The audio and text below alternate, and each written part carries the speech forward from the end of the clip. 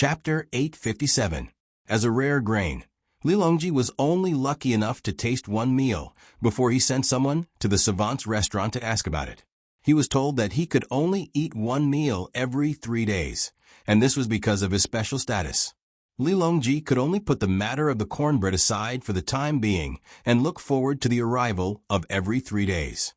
He once again devoted his energy to various aspects of Great Tang. According to Wang Wan, the current Li Longji should be in a situation where he rejoiced in grandiose achievements.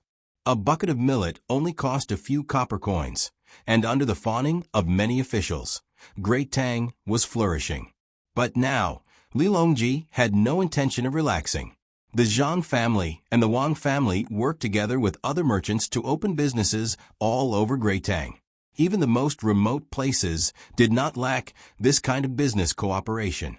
In addition to doing business, these shops were also in charge of collecting information, such as the living conditions of the people in a certain place and the bad evaluation of the officials in that place. These information were then sent to the capital to let Li Longji understand that his country was still far from his ideal. Zhang Xiaobao even took the opportunity to deceive Li Longji, telling him how wealthy that place was. In the winter, every family had fruits, and all they wanted to eat was vegetables. They were already sick of meat. Every family had a type of carriage that was dozens or even hundreds of times faster than a carriage. It only took 2 days to travel from the capital to Luzhou. Moreover, everyone had a very small radio that they could carry in their pocket at any time. They could take it out at any time to greet their family in Tubo at the Blackwater Commander-in-Chief's manor.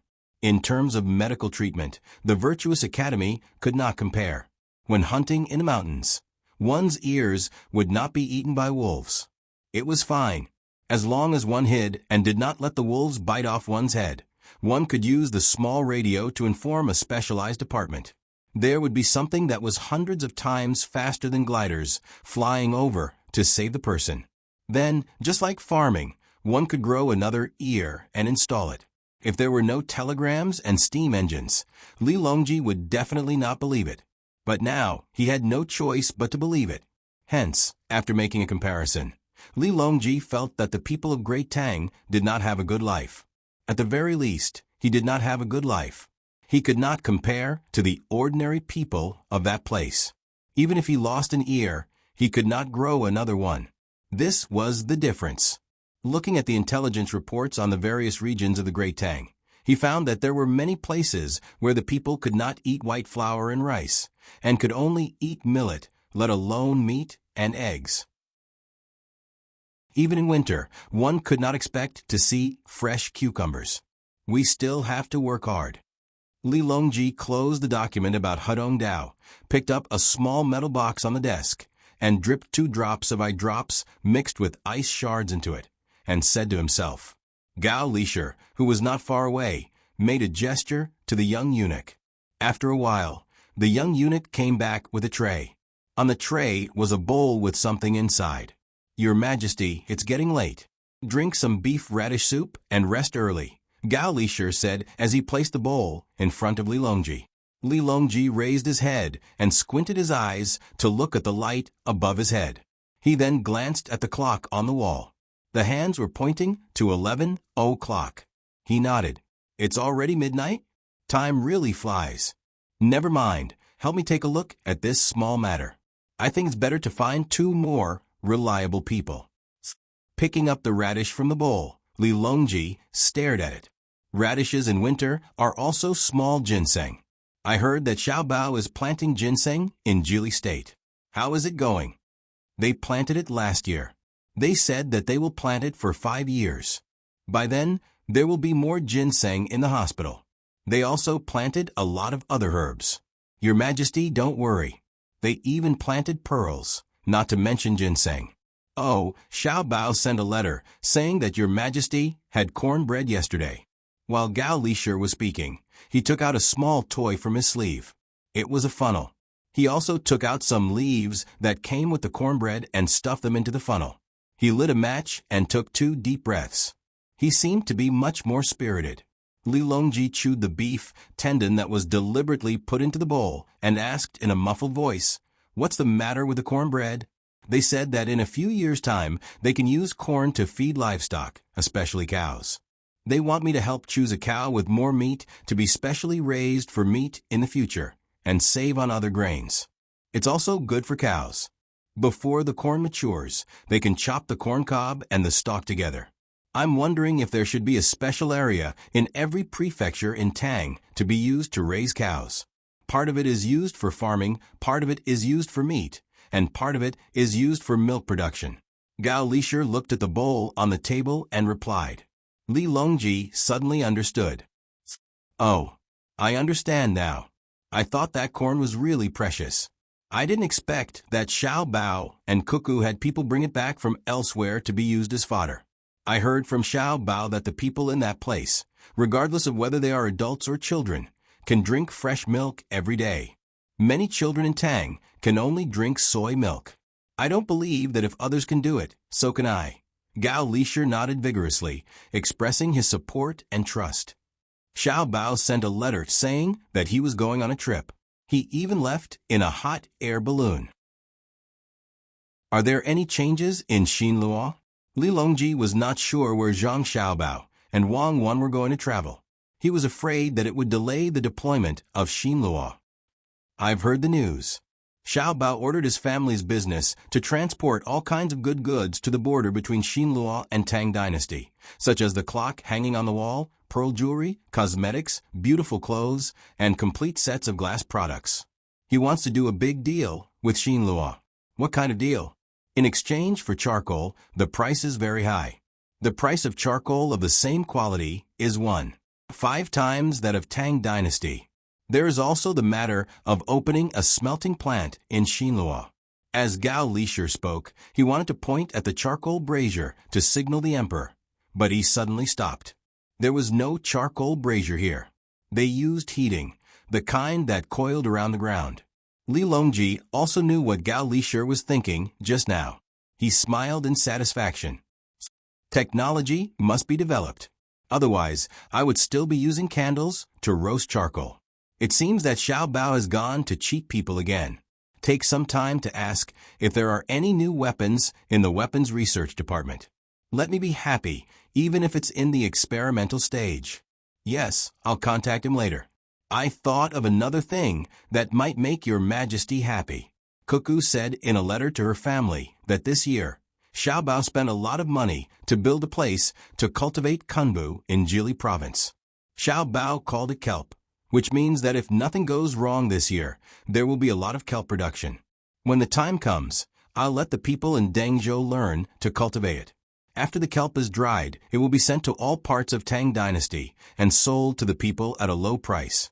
It can prevent the big neck disease. The two of them originally planned to extract something from the kunbu and put it in salt so that the people can eat salt. However, due to the lack of technology, they can only postpone it indefinitely. Gao Lisher did not know the extent of the weapons research, so he thought of something else to tell the emperor to make him happy. However, Li Longji did not look happy at all. That's right, we can't keep up with the technology. For Xiao Bao and Huan to be able to think of this, it's probably because their master told them. That means that the technology of the other side has already reached that level. We're still far from it. We have to catch up. At the very least, we have to wait for the other side to have the strength to defend against them in case they attack. Li Longji clenched his fists and ate the food in the bowl as fast as he could. He followed Gao Lisher's instructions to wash up and get ready to sleep. Lu Zhou, in the forest northwest of the matchwood factory, a group of people was busy. Some were in charge of recording, and some were operating. When everything was ready, a loud noise rang out. The people involved in the experiment smiled. It's done. Send the report to the young master and young miss. The picric acid is successfully developed. The trinitrotoluene is in the process of development. The new cannon is tested. The maximum range is 6 kilometers. The extraction of gasoline and diesel failed. We're working on a new method. The person who spoke was the craftsman who won the first place in the competition in the capital, Zhang Tianyu.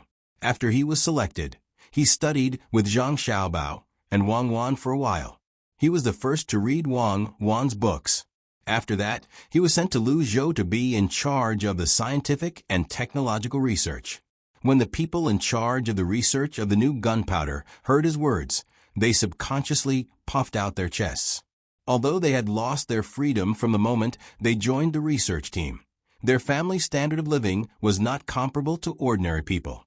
If it were not for Jiaru's research team, they might still be ordinary craftsmen who spent the rest of their lives in some county.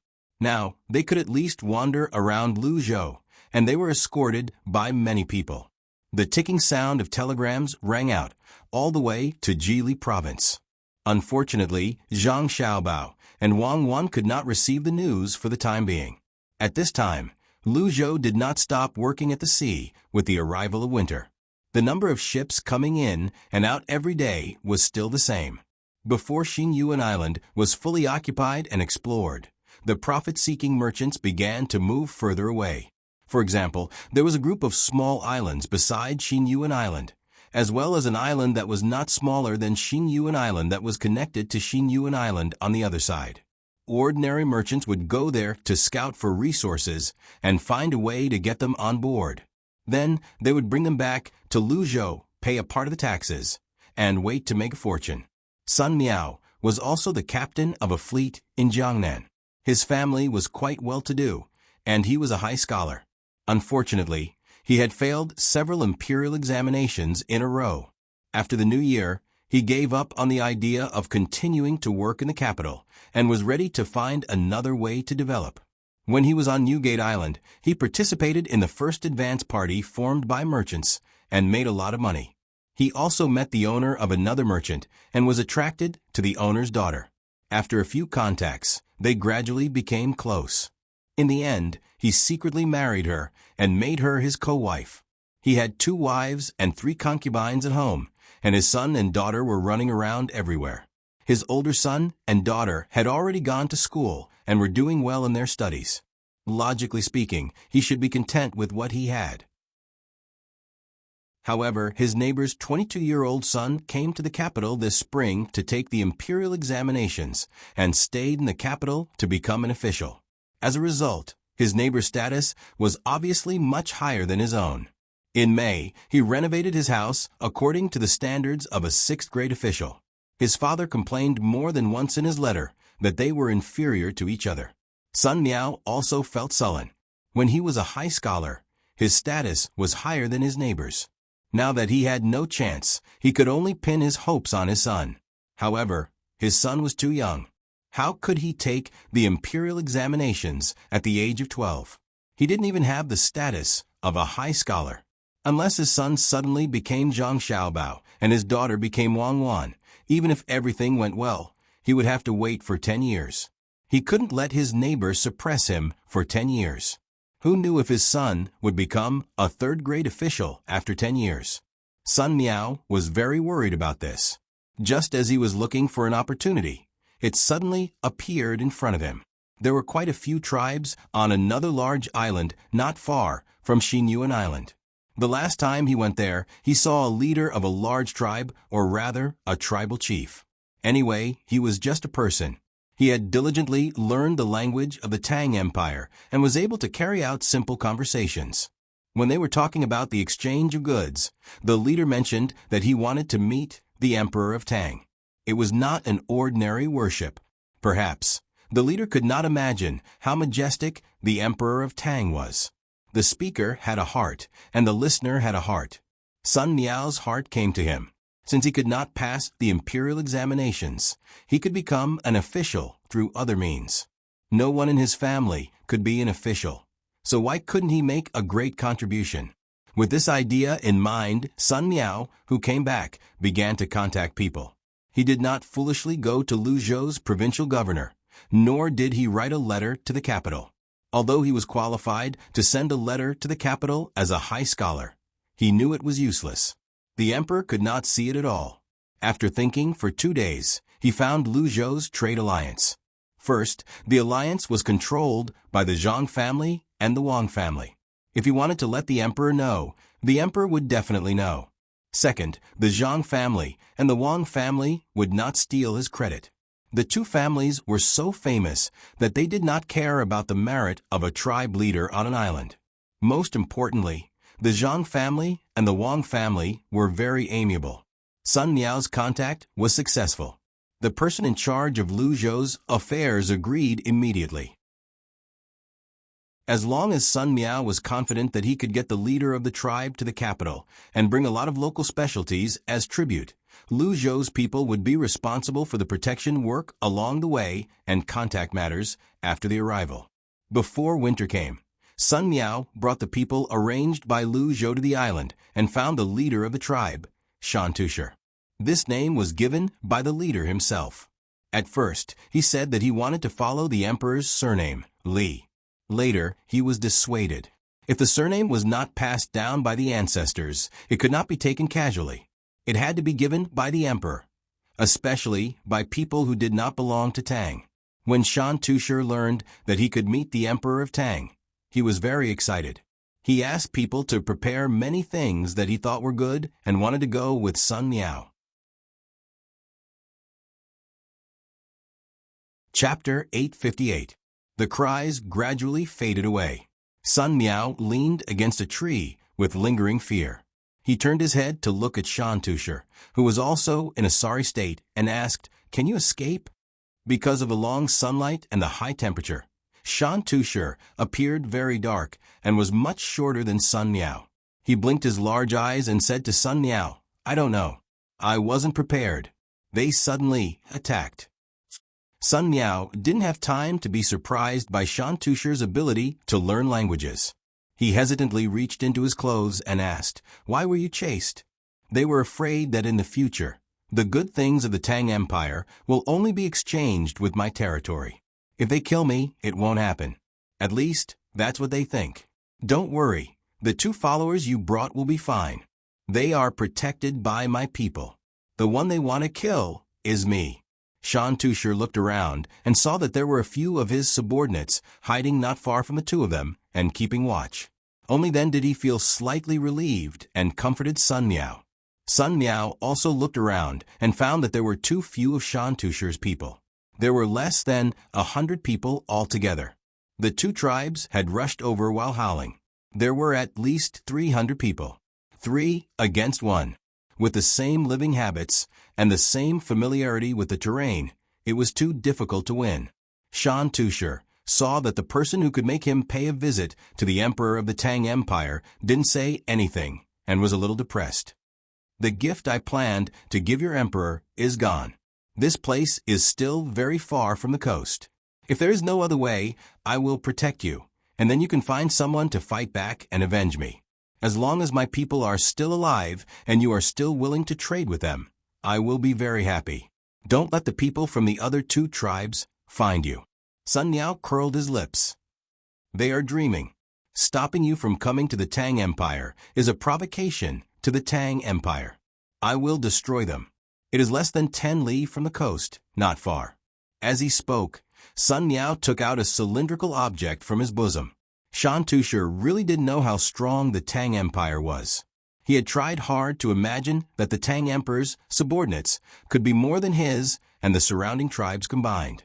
However, he didn't think that he would be able to gain an advantage. Besides, the Tang Empire was so far away that not many people could come. At this moment, seeing the thing that Sun Miao took out, he curiously moved his face closer. "This thing can kill people? This thing can find people." Sun Miao took out another box of matches and looked up at the sky, searching for a place where the leaves were sparse. "Who are you?" "Naturally, it's to protect the lives of the great Tang's merchants. Didn't I pay such a high tax precisely for this day?" Just as he finished speaking, Sun Miao struck the match in his hand and dug the bottom of the cylindrical object into the ground. He carefully ignited the twists on the top and pulled up the rocks to hide behind him. His heart was beating like a drum. Although the Lu Zhou's Chamber of Commerce had indicated on the map that there were rescuers on the new island, they did not provide the exact number of rescuers, nor did they mention the equipment of these rescuers.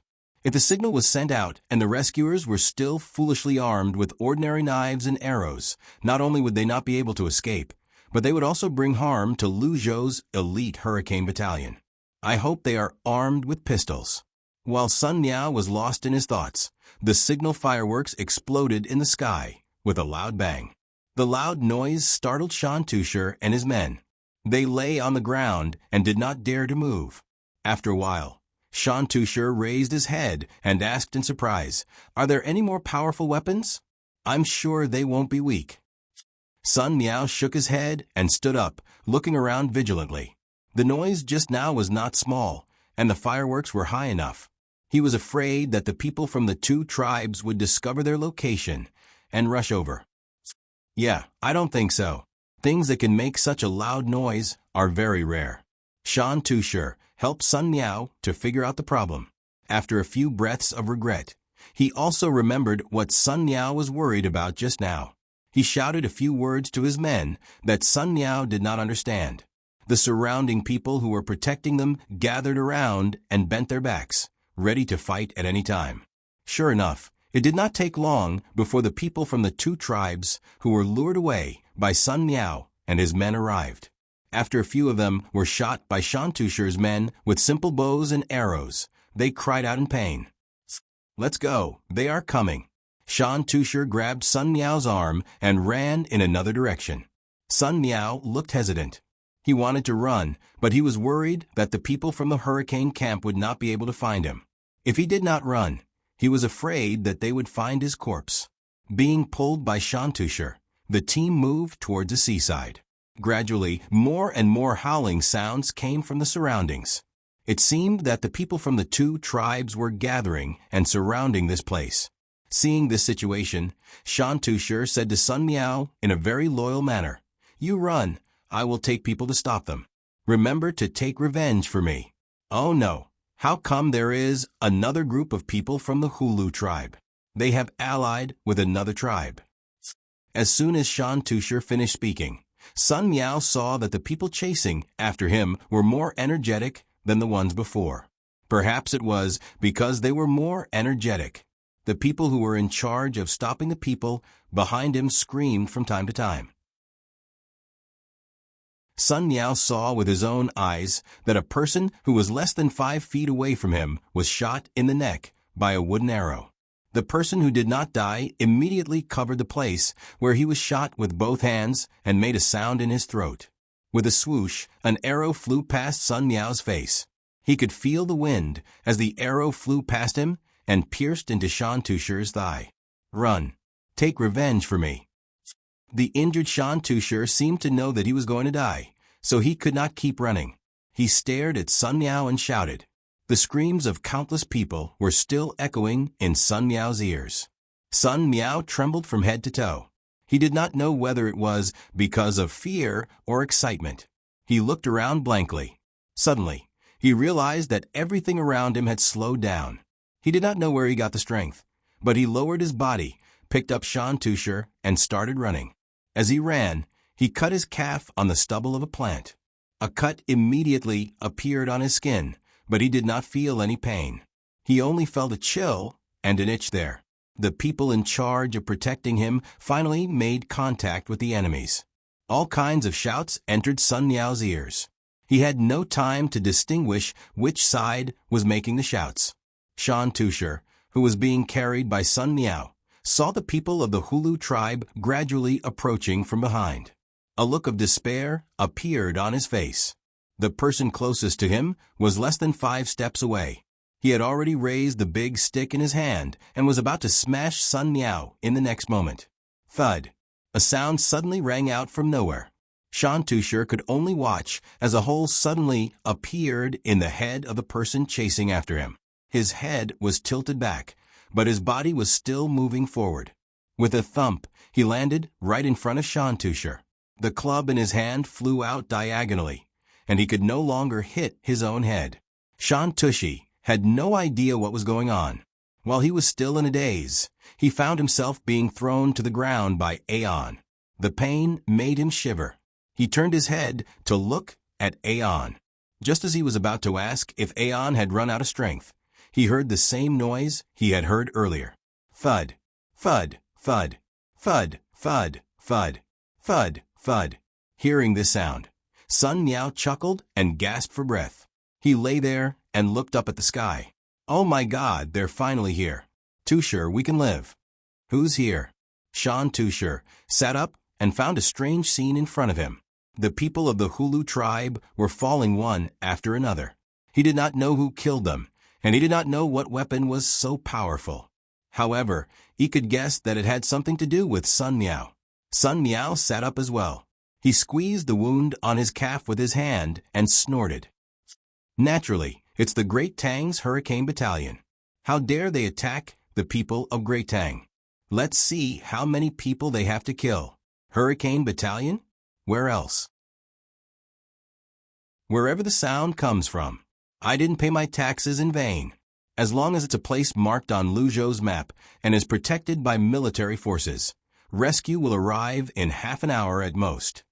Sun Miao, who knew he was safe, said with satisfaction. At the same time, he felt a sense of fatigue. Shan Tushar looked left and right, searching according to the sounds. Suddenly, he shouted excitedly, I see it. I see it. On the trees, 1, 2, 3, 4. There are 4 people. 4? Sun Miao only has 4 people. Sun Miao was taken aback. He looked up and found that there were 4 people shooting on 4 trees. The little hope that had just risen in his heart was extinguished again. How many bullets could 4 people carry? There were at least 500 people in the 3 tribes. What should he do when he ran out of bullets? Before he could figure it out, the howling around him gradually faded away. Judging from the sounds, it seemed that they were retreating. After waiting for a while, he heard no more sounds. Sun Miao struggled to his feet, cupped his fist at the 4 people who had just climbed down from the trees, and said, Thank you. I'm Sun Miao, the independent merchant of Luzhou's ocean. I'll reward you handsomely when I get back. Gentlemen, what should we do now? 2nd Battalion, 3rd Platoon, 1st Squad, 2nd Squad, 2nd Squad. Retreat with us to the seaside. A man with a big bag on his back stepped forward and saluted Sun Miao. His voice was short and strong, giving people a sense of security. All right, sorry to trouble you. Tushar, can you still walk? Hurry up, don't be surrounded again. Otherwise, we'll be finished. Sun Miao didn't have much time to exchange pleasantries. He pulled Shan Tushar, and under the protection of 4 people, they tried their best to evacuate towards the seaside. Shan Tushar called out to his frightened subordinates. Those who could still move carried the wounded and followed along. Among the 4 people of the Hurricane Battalion, one was leading the way quickly, while the other was guarding the enemies on both sides. Gunshots kept ringing out. Shan Tushar's eyes were fixed on the man beside him, who should be the leader of the 4 people. To be exact, his eyes were fixed on that pipe. Although he didn't know what that pipe was called, he knew that it was a very powerful weapon. He was very envious. If each person in his tribe had one, then it seemed that the Emperor of Tang was indeed awe-inspiring. As the enemies in front and on both sides died one after another, the people of the 3 tribes began to give up on the 3 sides and gathered behind Sun Miao, try to find a suitable opportunity to kill these people. When they passed by a small hill, the leader of the Hurricane Battalion took down the bag on his back, put it on the ground, and began to move it, making beep beep beep sounds. Shan Tushar was anxious and confused. He didn't understand why they didn't leave at the crucial moment. It was also the first time Sun Miao saw this strange thing. After the beep sound stopped, he asked, A new weapon? No, I'm calling for artillery support. The leader carried the thing again and began to move forward. At this time, on the sea 1 kilometer away from the newly discovered island, 4 ships floating there received the signal at the same time. Command, everyone get ready. Attack the area between the east and the south of the 434 high ground on the 2nd island. After receiving the signal, the captain of the flagship issued the attack order. The 4 ships immediately adjusted their position. The moment the position was confirmed, along with the command to fire, the rumbling sound also followed. In the team that was still moving in the forest, Shan Tushar and the others didn't understand what was called for artillery support, but Sun Miao understood. His eyes widened as he nervously asked, Artillery support? Artillery ship? Won't it hit us? If you aim accurately, you won't be able to hit us. Hurry up. The leader of the Hurricane Battalion answered straightforwardly. Tusher, hurry up and run. Tell your people to follow. That thing doesn't have eyes. Sun Miao didn't have the mood to complain about why they needed to fire artillery. He urged Shan Tusher and walked faster while holding one of his arms. Shan Tusher, who still didn't know what was going on, could only mechanically follow Sun Miao's words. The less than 20 people under him gritted their teeth and rushed forward. Before Shan Tusher could ponder for a long time, a whooshing sound came from the sky. Before he could raise his head to look, he heard a rumbling sound coming from behind him. He turned around and saw that there were clouds of smoke and flames about 400 steps behind him. The trees flew into the sky, and the soil also danced in the sky. There was also something that looked like a human body flying up. What is this? Shan Tusher asked Sun Miao. Sun Miao couldn't hear what he was shouting at, but he guessed from the shape of Shan Tusher's mouth. He put his mouth close to Shan Tusher's ear and shouted, "This is artillery support. If it falls on us, we will all die." "Ah, where did it hit? I didn't see it." Shan Tusher also shouted, "On the sea. Hurry up and don't stop. You can't know where it will land." Sun Miao shouted at the top of his voice and then stopped talking. He started to jog with Shan Tusher. Shan Tusher's ears were buzzing, but he also stopped talking. He limped along with Sun Miao. His face was pale, and the shock in his heart had reached an extreme level. Now, he had a new understanding of the Tang Empire. He didn't know what artillery support was, but he knew that it could hit here from very far away. And it was so powerful that even the trees were blown into the sky. He really had to see the emperor of the Tang Empire. He was too powerful. How could he have such a weapon? If each of his tribesmen had one, Sun Miao did not know how childish Shan Tusher's thoughts were. At this moment, his heart was filled with pride. This was his Tang Empire, and they were providing artillery support for a merchant like him. Based on the noise and the flying dust, he could guess that this must be the attack method of Lu Zhou's artillery battalion called saturation attack. The money spent on this artillery attack was probably equivalent to half of his family's wealth. The tax he paid was really insignificant. It was just like the promise Lu Zhou had written in the Chamber of Commerce. For the safety of the Tang Empire, we will do our best. After about 100 breaths of time, the sound that had been incessant just now suddenly stopped. Shan Tusher was finally released from some kind of pressure. Gasping for breath, he looked back and could no longer see the figure that had been tailing him. After advancing for about 2 miles, they were closer to the seaside. Then, everyone's ears gradually recovered. Shan Tusher looked at Sun Miao respectfully. He shouted, "Sun Miao, are you very noble in the Tang Empire? You are only slightly inferior to the emperor of the Tang Empire." Sun Miao was first startled by Shan Tusher's habitual shout. Then he was frightened by the words that came out of Shan Tusher's mouth. He looked nervously at the 4 people of the Hurricane Battalion. When he saw no reaction from them, he shook his head vigorously. "I'm nothing in the Tang Empire. I dare not be compared with His Majesty." Then, without waiting for Shan Tusher to ask any more questions, he added, "That bombardment just now could have bought several hundred of the goods I brought over. They saved me only because I'm a Tang citizen." Shan Tusher clearly couldn't understand why the great Tang would spend so much money on a single person. He was well aware that the goods Sun Miao had brought over would require his tribe to work for several years to get their hands on them. How much money would several hundred of them cost? "Sun Miao, is it because there are not many people in the Tang Empire?" This was the only reason Shan Tusher could think of. "More than all the trees around your tribe put together." Sun Miao shouted, "Is it worth it to spend so much money for you? You won't understand even if I tell you. This is not for me, but for the dignity of all Tang people.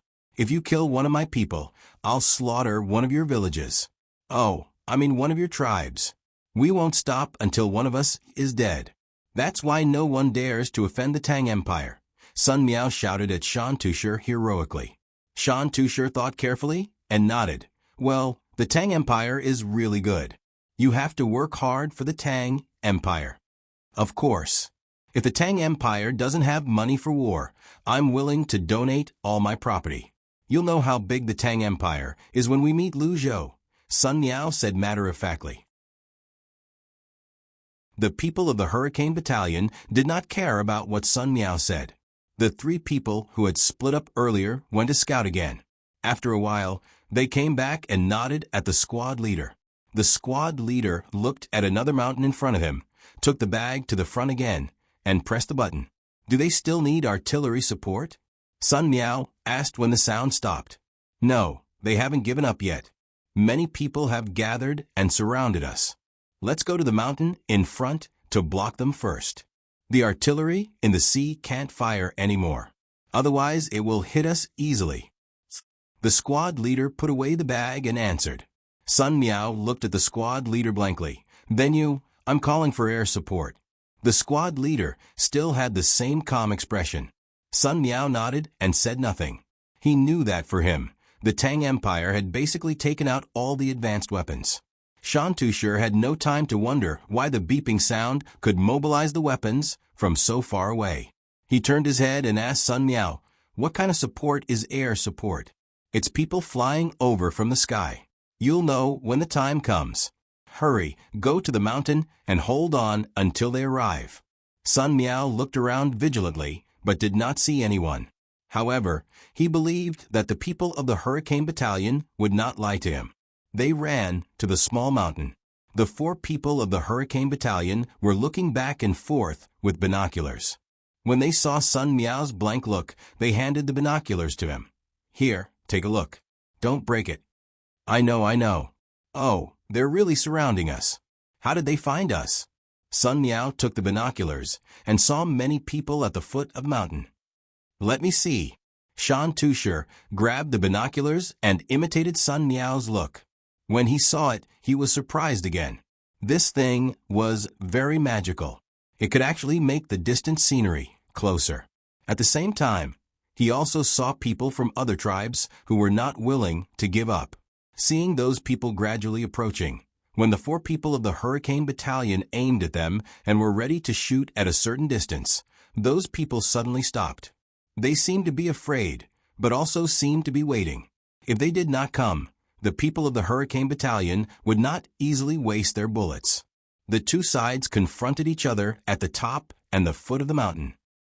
Squad leader, are they waiting for their people to come up from other places and then rush in? Sun Miao thought of a possibility. The people in front were responsible for attracting the attention, while the people in other places were responsible for sneak attacks.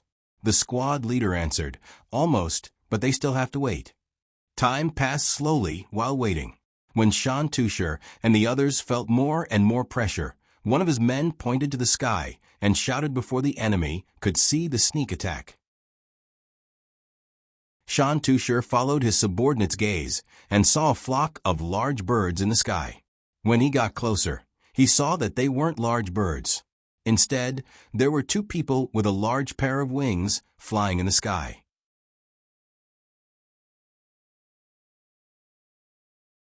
Chapter 859. If it wasn't for the pain in his leg, Shan Tushar would have thought that he was dreaming. Before he met the Tang people, he thought that he was the leader of a tribe and should be a knowledgeable person. Anything that the people in the tribe found should be sent to him first. But after he met Sun Miao, he realized that he was the toad in the well that Sun Miao was talking about. He was very pitiful. If it wasn't for the danger today, he believed that Sun Miao would never light up that life-saving thing. He also wouldn't know that there were many things that he had never heard of before. Sun Miao, how do you fly up? Shan Tushar touched Sun Miao and asked in a low voice. Jump down from the mast or the lookout tower. 2 people use gliders. 1 person is in charge of adjusting the direction, while the other is in charge of attacking. You need to have experience. Sun Miao explained. He was about to say that it required wind, but he was afraid that he would reveal the secret. So he quickly changed his words. He knew that gliders were very important on the sea. The wind was strong on the sea. When attacking in the air, the enemy's ships were like decorations. Not to mention the ability to fight back. They couldn't even find the ability to defend. Shan Tushar didn't understand, so he just listened to Sun Miao. He had seen mast and lookout towers before. They were the places where the sails of ships were raised and the place where one could observe from a high place. He looked at the trees on the mountain and asked with longing, "Can I learn?" "I don't care. I'm only in charge of doing business. I don't dare to interfere in fighting." Sun Miao knew that Shan Tushar thought too highly of him. In fact, his status was very low. He was only a Jiren. At this time, the reinforcements from the air had already begun to hover in the sky with their gliders. There were not many of them. A total of 80 gliders were sent out from the 4 ships that were docked at sea. The person in charge of attacking was equipped with a rifle that could fire continuously and a few grenades. After circling in the sky twice to determine which side needed protection and which side needed to be attacked, they immediately launched the attack. 20 gliders landed and cooperated with the 4 people from the Hurricane Battalion to snipe on the ground. The rest of the gliders looked for their own targets. The sounds of gunshots rang out in the forest. The people from the 3 tribes were unwilling to give up. They no longer planned to continue hunting Shan Tushar and the others. Looking at the people flying in the sky, some threw away their weapons and knelt on the ground, while others ran away. The battle started quickly and ended quickly as well. The aerial troops were not in the mood to chase after the escapees.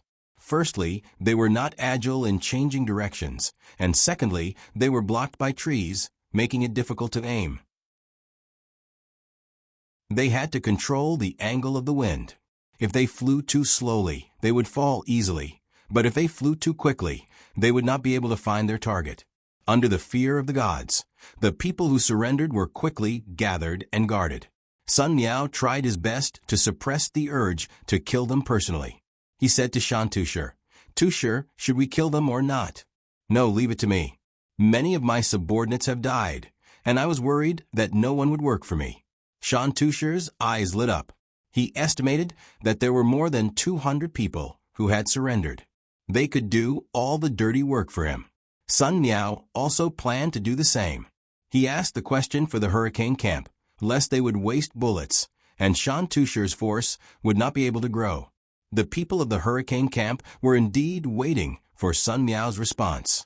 They had a rule that when the merchants contacted the locals overseas, they were only responsible for providing military support and not making decisions. They had to listen to the merchants, protect the merchants, and help the merchants achieve their goals. This was because merchants were more treacherous, and they could gain the most benefits with the support of military force. The squad leader nodded and said, "Sun Dongjia, we'll do as you say. Should we continue to attack?" "Attack. Attack. Attack with all your might. The 3 tribes are going to be wiped out. Capture the people and exchange them for resources with Brother Tushar. I've made up my mind. When I return to Luzhou, I'll pay 10% more taxes in the future." Sun Miao gritted his teeth and said, he was almost killed, and when he thought about it, he felt a lingering fear. He could not let go of the 3 tribes. Otherwise, more tribes would come to provoke them in the future. The squad leader did not comment. He did not care about the taxes. Instead, he made a hand gesture. The aerial troops that had not landed yet flew toward the 3 tribes, looking for their hideouts and providing coordinates for the ground troops. Compared to the glider wings that flew fast with the help of the sea breeze, the speed of Zhang Xiaobao and the others could not be faster. Even if he was given 160 days to fly around the Earth, let alone 80 days to circle the Earth, the wind direction was too much of an obstacle. When they flew from Jian into Feng Province in winter, they were facing the northwest wind. Fortunately, the pod was sealed well, and they had brought enough food and fuel. Otherwise, they would have to fly with the wind to go back. After flying up and down for more than a month, flying over mountains and rivers, they finally saw a grassland. It was a vast expanse of white. They didn't see Zhang Xiaobao and Wang Wan, who were in the desert due to soil erosion, nor did they see any greenery. 88 hot air balloons slowly descended. Xiao Bei and the other children, who were tired of flying, cheered and ran out. They kicked the snow with their feet, trying to see the covered grass below. Some people arranged to set up camp, and some people formed teams to patrol the surroundings. Zhang Xiaobao and Wang Wan shivered from the cold wind that blew in their faces. They ran to the back of the pod to hide, and at the same time, they discussed how to incorporate the Turks into their forces. It seems that the Turks won't have an easy time this winter. It's really cold. When night comes, the people outside will probably be frozen into popsicles. Zhang Xiaobao sighed into his hands, looked up at the gloomy sky, and said, "You don't need to say that. They insist on running north. This year it might not be -40 degrees, maybe even 50 degrees. I want to know where they are now. When the time comes, I want to control their leader, tell them how good the great Tang is, and bring them back to live a happy life." Wang Wan had already thought of a way to deal with this. She couldn't rely on the addition of 50 children to form an army of 400 people to directly defeat hundreds of thousands of Turks. Zhang Xiaobao took out a small wine flask, took a sip, and handed it to Wang Wan. As he walked away, he said, "Let's go and look around. Let's see if we can find some frozen snakes to cook porridge. Don't they say that there are many wolves on the steppe? If we can find a group, we can even eat some fresh meat." Wang Wan also drank a mouthful of wine, and her stomach felt better. She asked Zhang Xiaobao, "When the wolves see so many of us, they've already run away in fear. Why would they wait for you to eat? Tell me, if you were the leader of the Turks, what would you do?" "Me?" Zhang Xiaobao pointed at his nose and said, "If it were me, I would lead the Turks to the west. I wouldn't run north. That would be fatal. With so many people under my command, I can probably fight all the way to the Mediterranean.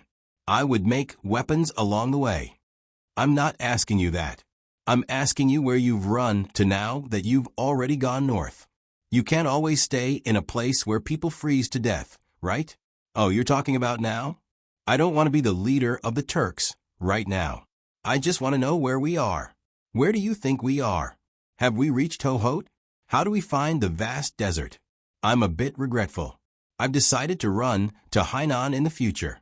I won't be punished like this." Zhang Xiaobao rubbed his face. In just a short while, the wind had made it seem like his face was about to split open. There was clearly a layer of frost on his eyelashes. It would be a lie to say that he wasn't cold. Wang Wan was also worried. Without a map of this place, she had thought that she would be able to meet people and ask them. In the end, after flying for 2 days, she hadn't even seen a single living thing. The snow where they had landed was not thick, just reaching their ankles.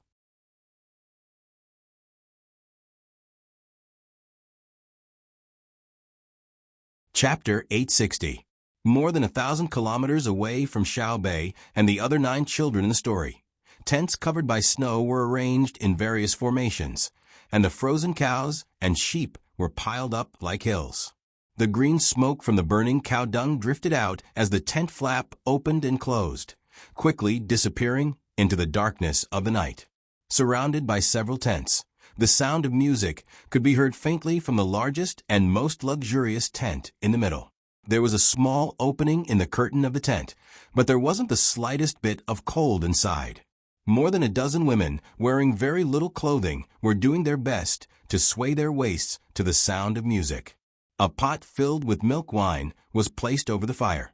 The wine inside was bubbling and bubbling nonstop.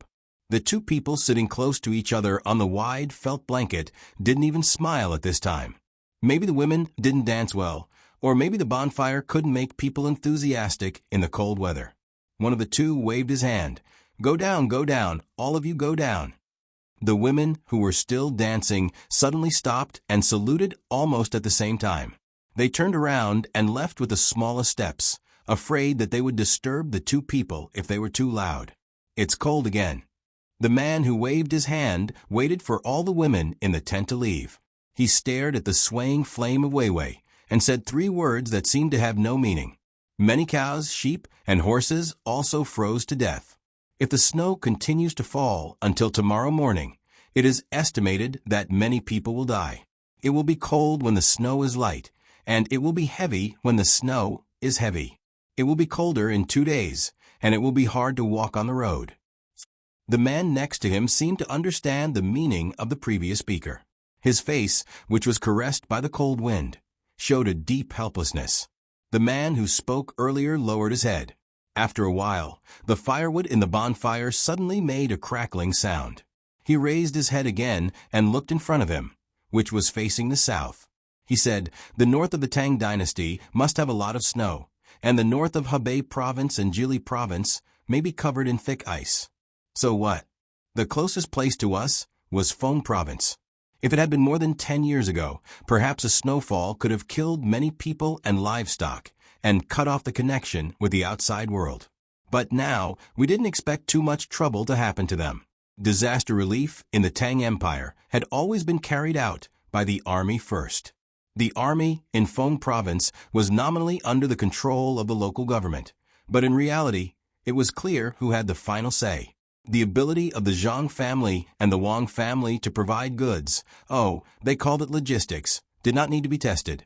The year before last, I remember that there was also a heavy snowfall. Almost all of it fell on Fengzhou. What was the result? After half a month, the supermarkets in Fengzhou City not only had enough food, but also fresh cucumbers and watermelons. This is a provocation to longevity heaven. Normally, when the road is clear, it would take at least a month for supplies to be delivered. But now that the road is sealed off by snow, it takes at least half a month for the goods to be delivered. In truth, I understand. They are telling us that no matter when, as long as the Great Tang moves against the Turks, they have the ability to deliver supplies with unimaginable speed. Just like the logistics camp in Yingzhou, before the soldiers have even moved, the provisions have already arrived. The person who said this was very unwilling to admit the speed of the Zhang family and the Wang family's logistics, but he had to admit it. There was admiration in his voice, but more than that, there was helplessness. The person who spoke first pursed his lips and sighed again. Yes, the logistics camp in Yingzhou is the first to provide supplies. As long as they are still there, no one dares to take advantage of them and deliver supplies in half a month. Damn it, who would have thought that they use dogs? If dogs can carry goods, they can also carry people. If they find our location now and transport 10,000 soldiers here, with the speed of dogs on the snow, we can't run away even if we want to, and the cavalry can't even lift their hooves. Since you know, there is no need to expect any losses in Jili Province. The Zhang family and the Wang family have long been used to facing all kinds of difficulties. According to the saying passed down, they are kites that fly in adversity and become stronger when they meet strong opponents. Secret Service K, if there is no other way, let's go back and apologize. Li Longji won't kill people. The person called Secret Service K couldn't help but tremble. He closed his eyes and sighed again. Mo Shilian, are you afraid? Go back. Will there be any Turkic people if we go back? It's not like you don't know what that damn child Zhang Xiaobao is planning to do. He'll have Li Longji separate us Turks and place us in the various provinces of the Great Tang. Tubo is already doing that. Moji did not answer immediately. He scooped a bowl of wine from the pot, smelled the familiar smell, raised his head and drank all. He burped and cut a piece of slightly burnt mutton from the rack of another bonfire with a knife. He put it in his mouth and smacked it twice, feeling that it did not taste good. He then said, "You're right. I'm afraid that Zhang Xiaobao and Wang Wan will be free in the north of Hebei province and run here with their soldiers. At that time, it won't be a question of whether we go back or not, but how many lives we have to pay to go back. I don't think they will be afraid of seeing blood when they kill people, so they won't do it. There's no salt in the meat, and we're also out of tea. In a few more days, we'll probably run out of wine and things to burn the fire. Do you dare to plunder like before? They're probably waiting for us. You haven't seen the power of the cannons, but I saw it with my own eyes. After the thunderous boom, the ground was littered with broken limbs. The people flying in the sky casually threw a torch at the provisions. Should we save them or not? Our generals can't run all over the place and continue to give orders while avoiding aerial attacks, right? Mo Shilian had just finished speaking when footsteps came from outside the tent, followed by a report. Reporting, in the various circles of the headquarters, another 623 sheep have been frozen to death. I know, Mo Shilian replied, and then turned to Secret Service. Quebec Secret Service, K, aged a lot in an instant, and turbid tears flowed from the corners of his eyes. He pursed his lips for a while and let out a sobbing sound. He nodded twice and said, "When dawn comes, summon the leaders of the various tribes to discuss the matter of returning. At that time, I'll stay and live in the world of longevity and die in the world of longevity. No, if you stay, Li Longji will definitely be angry and think that you're competing with him. At that time, he'll kill the Turks." He hurriedly persuaded. He didn't want to see Secret Service K die like this. "Then I'll live a few more days and go see Li Longji and the capital of the Tang Empire. Maybe I'll have a chance to see Zhang Xiaobao and Wang Wan." Secret Service K followed Mo Shilian's words and said, "The heavy snow in winter wasn't specially for the Turks and the Tang Empire. Even Xinluo and Neon felt the cold. Li Longji didn't know how Neon lived, but he knew a little about Xinluo. While soaking in the hot spring and experiencing this comfort, there was no trace of happiness on his face. The letter in his hand was wet, but he still read it over and over again. Then he said angrily to Gao Lisher, who had just finished lighting the incense, "How did you teach your son? We prepared a pool for them and wanted them to come and soak in it. But they didn't stay in Jilin province in the middle of winter and insisted on going to find the Turks. The journey is long and dangerous. If something happens, we will only ask you." Yes, this subject knows his mistake. Your Majesty is right. This subject didn't teach them well. This subject will send people to look for them. Gao Lisher nodded repeatedly. Send people to look for them? What a joke. It would be strange if we could find them. When they come back, we won't let them off easily. At that time, it'll be useless no matter who comes to plead. We will punish them by not allowing them to leave the capital for a month and have to cook for us every day. Yes, for a month, we will see if they dare to soak in the hot spring every day." Li Longji said angrily. Gao Lisher continued to nod. Yes, we have to punish them. They won't dare. This subject reckons that they won't dare, especially soaking in the hot spring. It's good that they won't dare. We heard that the people of Xinluo are doing well this year. Is there any new news? Tell us. Li Longji's face was back, and he no longer bothered with this question. He believed that the two of them would be able to return safely, so he asked about Xinluo again. Yes, this subject will tell your Majesty that the people of Xinluo are doing well. The price of grain has dropped again and again. Now 1 bushel of rice only costs 4 copper coins, and cloth is less than 1 copper coin. In addition, the snow is heavy in winter, so the people there use good charcoal for their homes. It's almost free. It's even better than our great Tang." Gao Lisher explained the situation to the emperor with a smile. A smile also appeared on Li Longji's face. He knew that the reason the grain was cheap was not because the great Tang had lowered the price. The rice in the great Tang was still 5 copper coins per bushel. It was because the local farmers couldn't sell the grain and had no choice but to lower the price. Otherwise, they wouldn't have the money to buy other necessities. As for the charcoal, it was naturally burned by the trees of Xinluo. The people in charge of this matter used a large number of luxury goods to bribe the local officials of Xinluo, allowing them to cut down trees with all their might.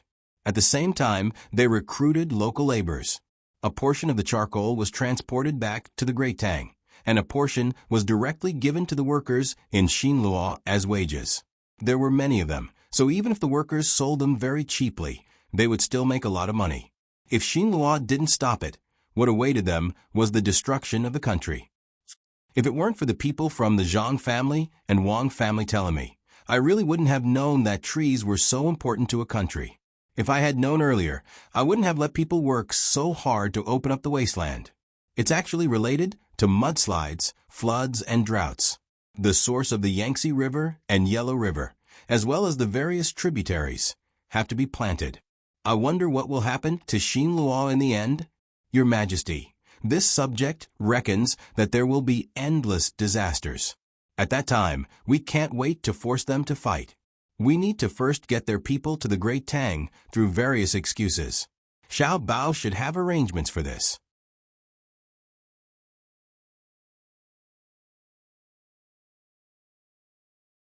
Chapter 861. Sitting on the third floor of Changfeng Pavilion, Li Dong was in a very good mood. Smelling the wine in the cup, there was an indescribable satisfaction. He had made a lot of money, and what he earned was the banknotes of the Tang Dynasty. With the banknotes of the Tang Dynasty, he could buy many good things in the Tang Dynasty that the merchants of the Tang Dynasty would not sell. County Magistrate Mu, the people in the county have been doing well this year, right? Li Dong took a sip of the wine in his cup.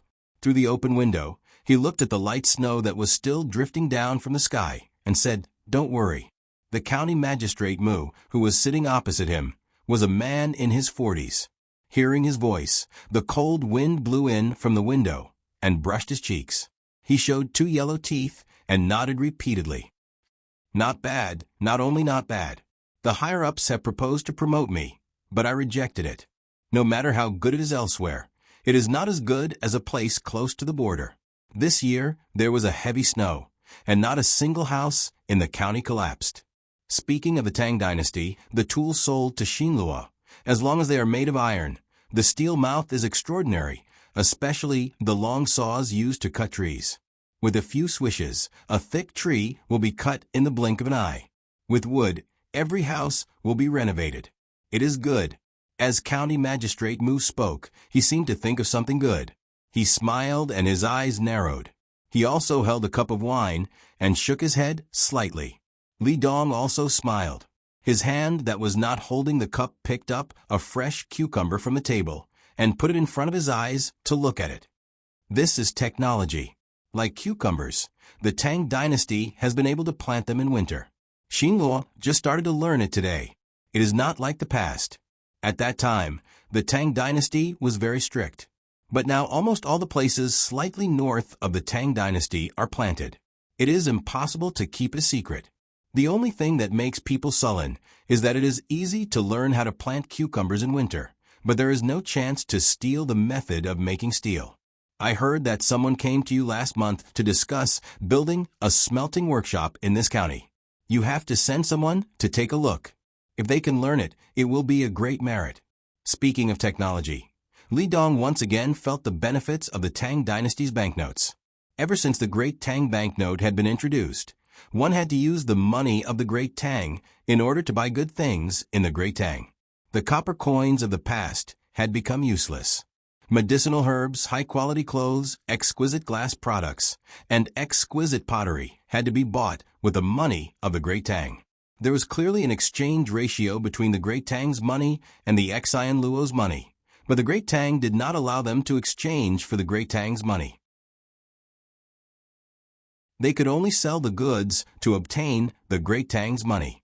The problem was that Xinluo could only sell a few metals other than charcoal, and the Great Tang was doing its best to lower the price. Coupled with the 20% tariff, it was not easy to earn some money from the Great Tang. It was only because he was more familiar with the people of the Great Tang that he knew what the Great Tang liked, and thus he was the first to find a business opportunity and make a profit. It was not so easy for other merchants.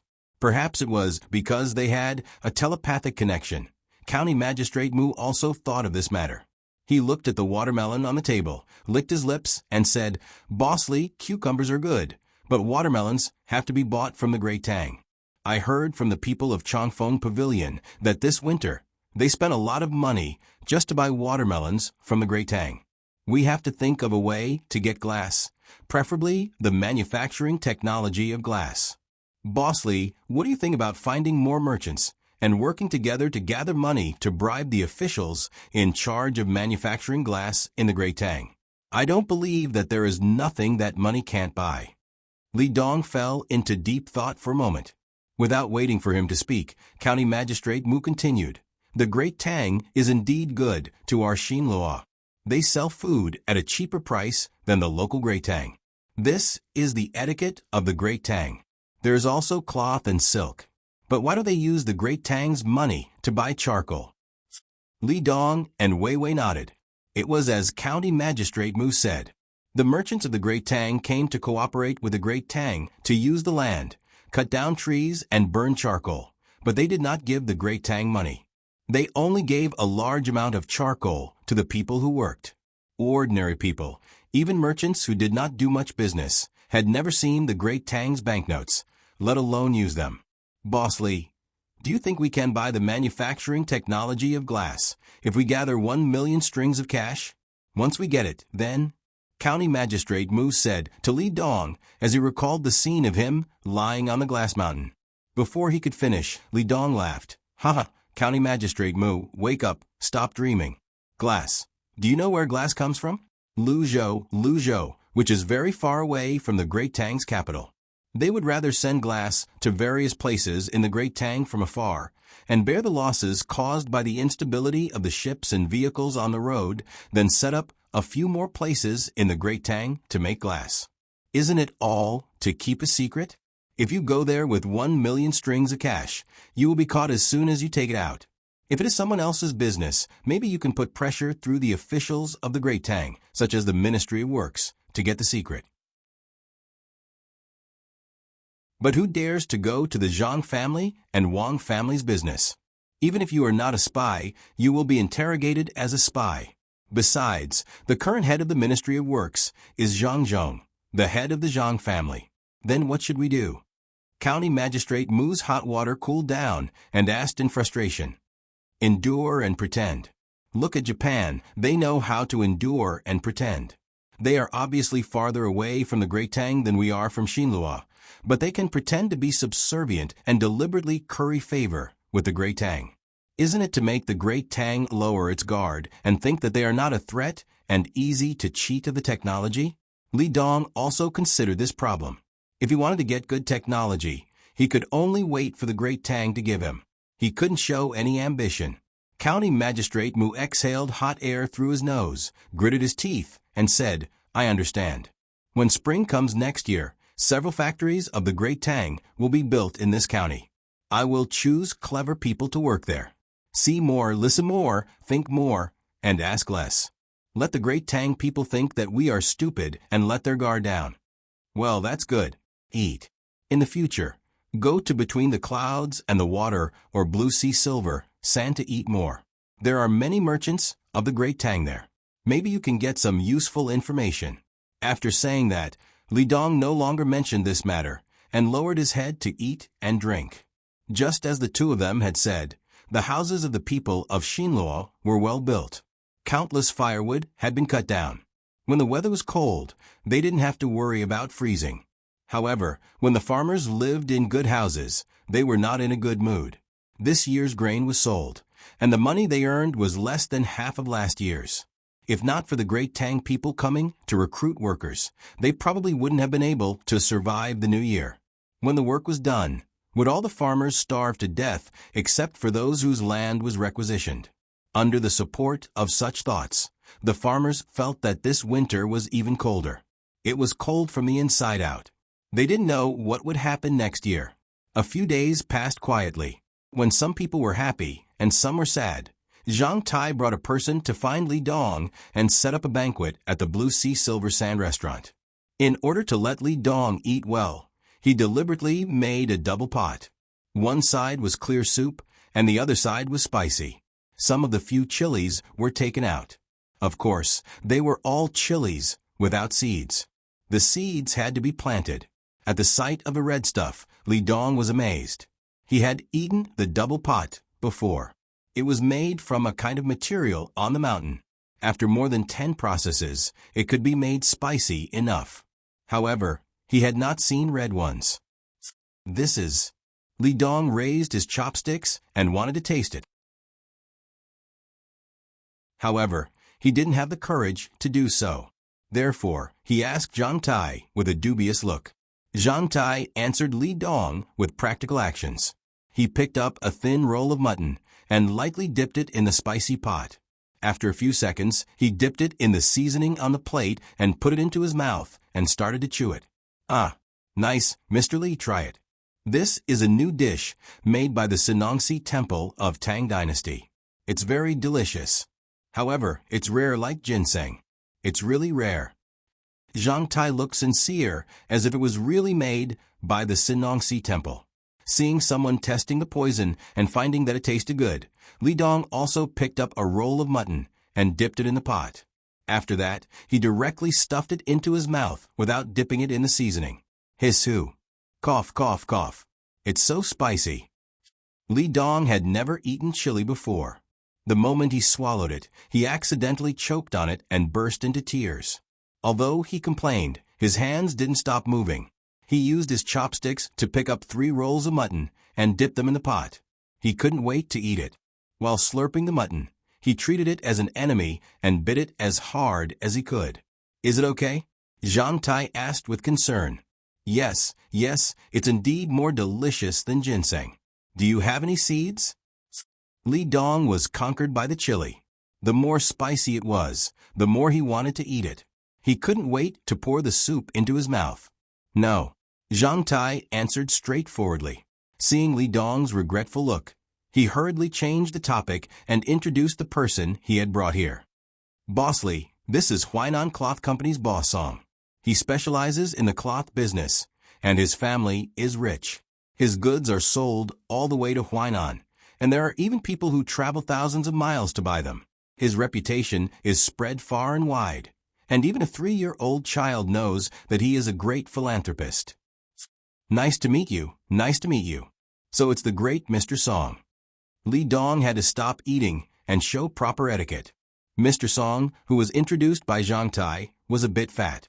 He had a round face and always wore a smile. It seemed that he would smile even if he didn't smile. Like the Maitreya Buddha, he had a benevolent look. Before he spoke, the flesh on his face first moved, followed by his voice. Mr. Li, I've heard a lot about you. Seeing you today, I know that your reputation is not as good as your reputation. You flatter me, you flatter me. I wonder if Mr. Song is here? Li Dong was not that naive to judge the truth from others' appearance.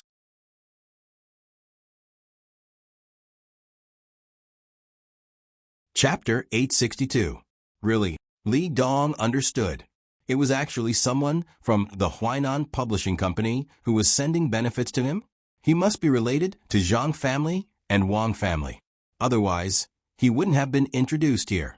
Of course I won't lie to you, Boss Li. However, there are so many fields in Xinlua. Some people are even unwilling to let go of them.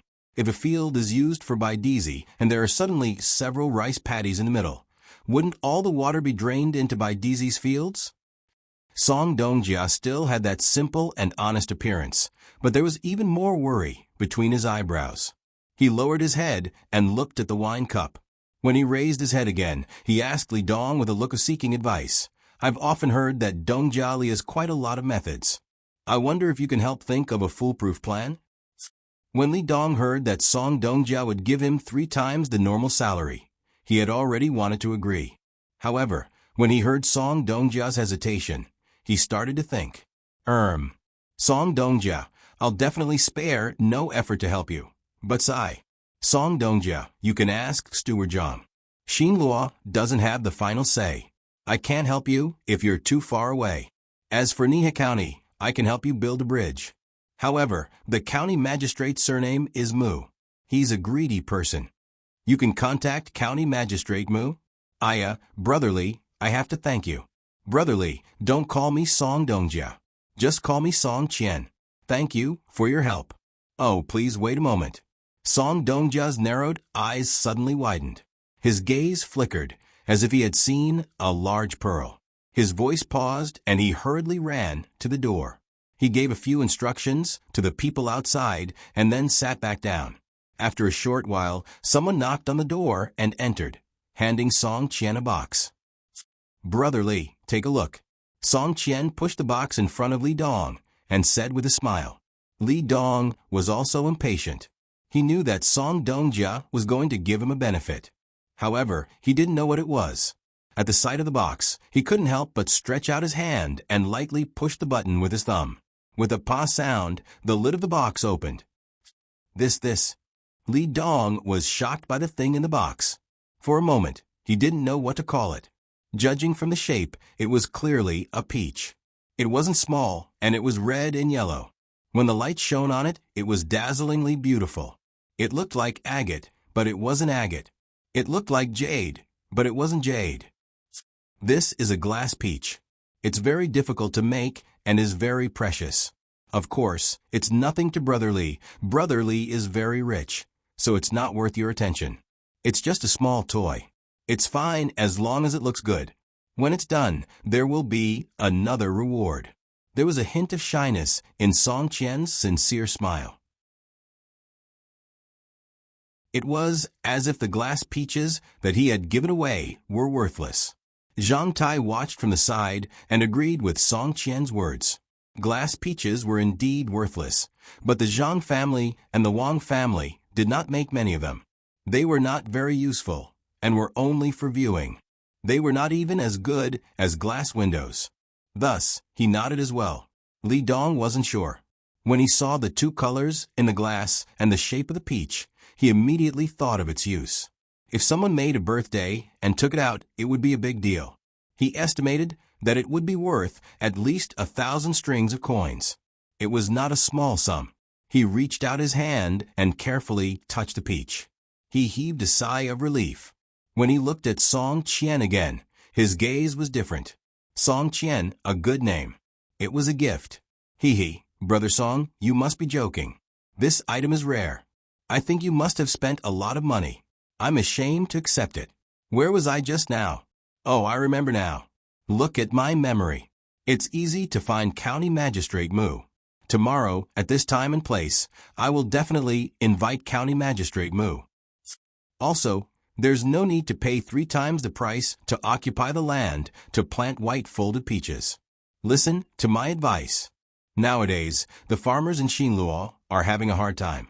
Just pay them according to the previous year's harvest, and there will be people fighting to do it. As if he was afraid that the other party would not believe him, Li Dong even analyzed. Food is cheap now.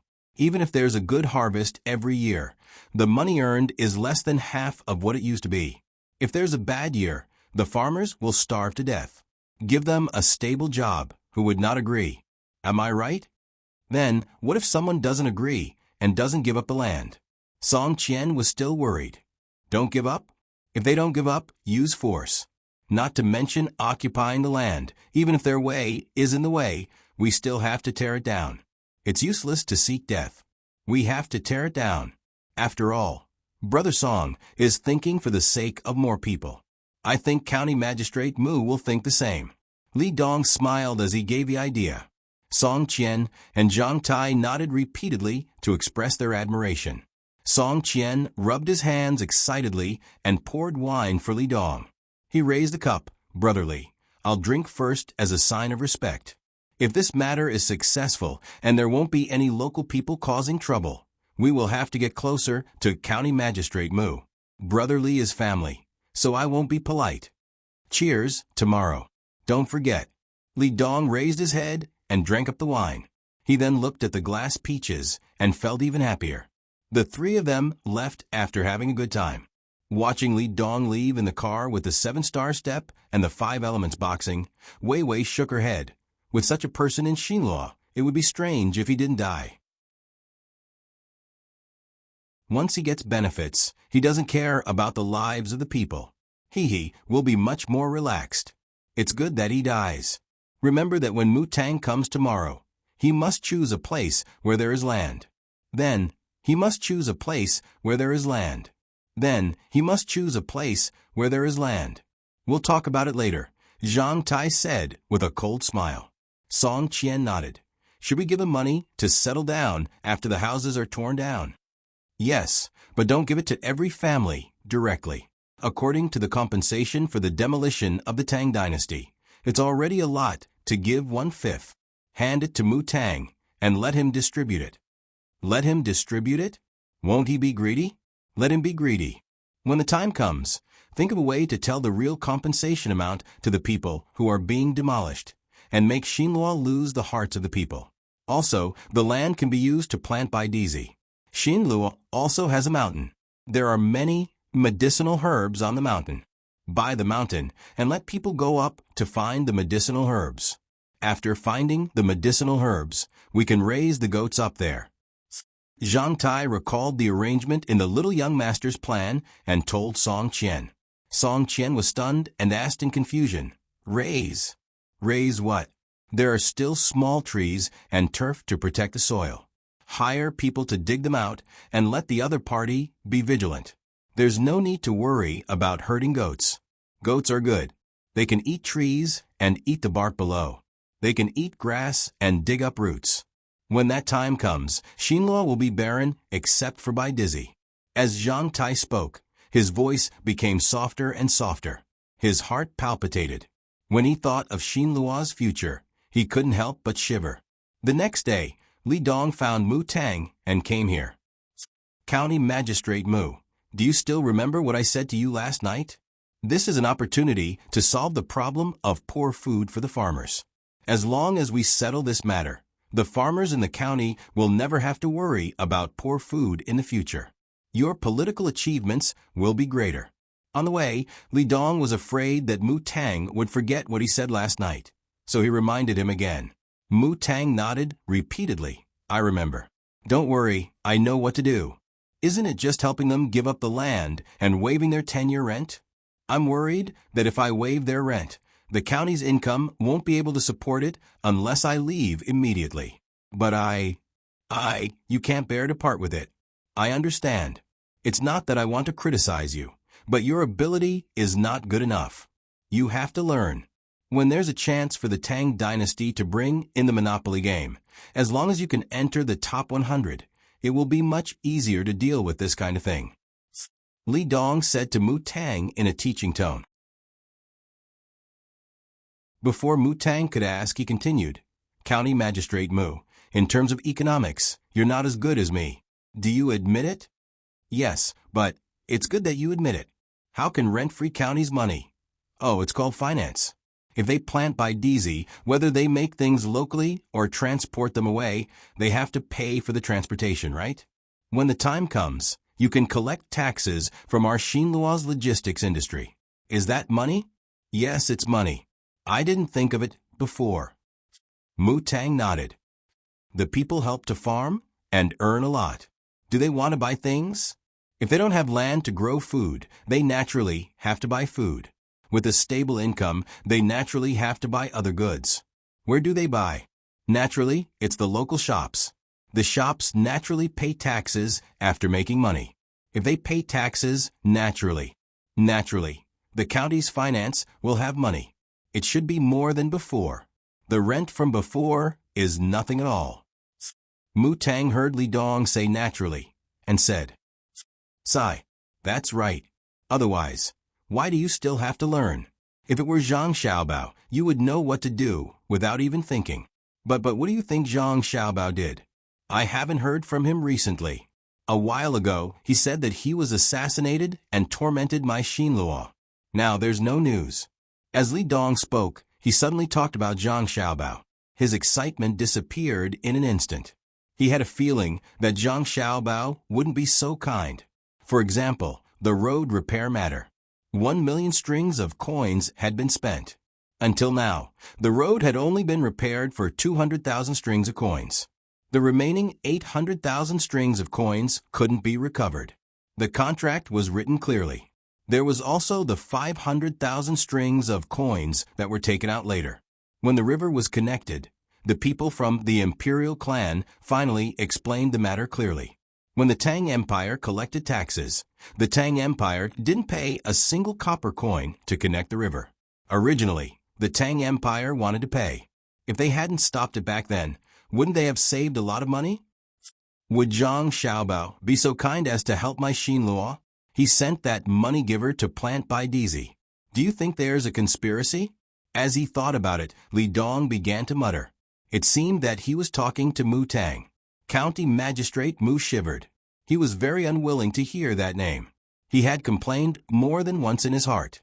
He complained about why Li Longji of the Tang Empire sent Zhang Xiaobao and Wang Wan to Jili Province. It was really terrible. Since the arrival of the two of them, he had to be on guard at all times. Especially after the sword meet on Mount Hua. He had stationed 30,000 soldiers at the border. Even so, he couldn't be at ease.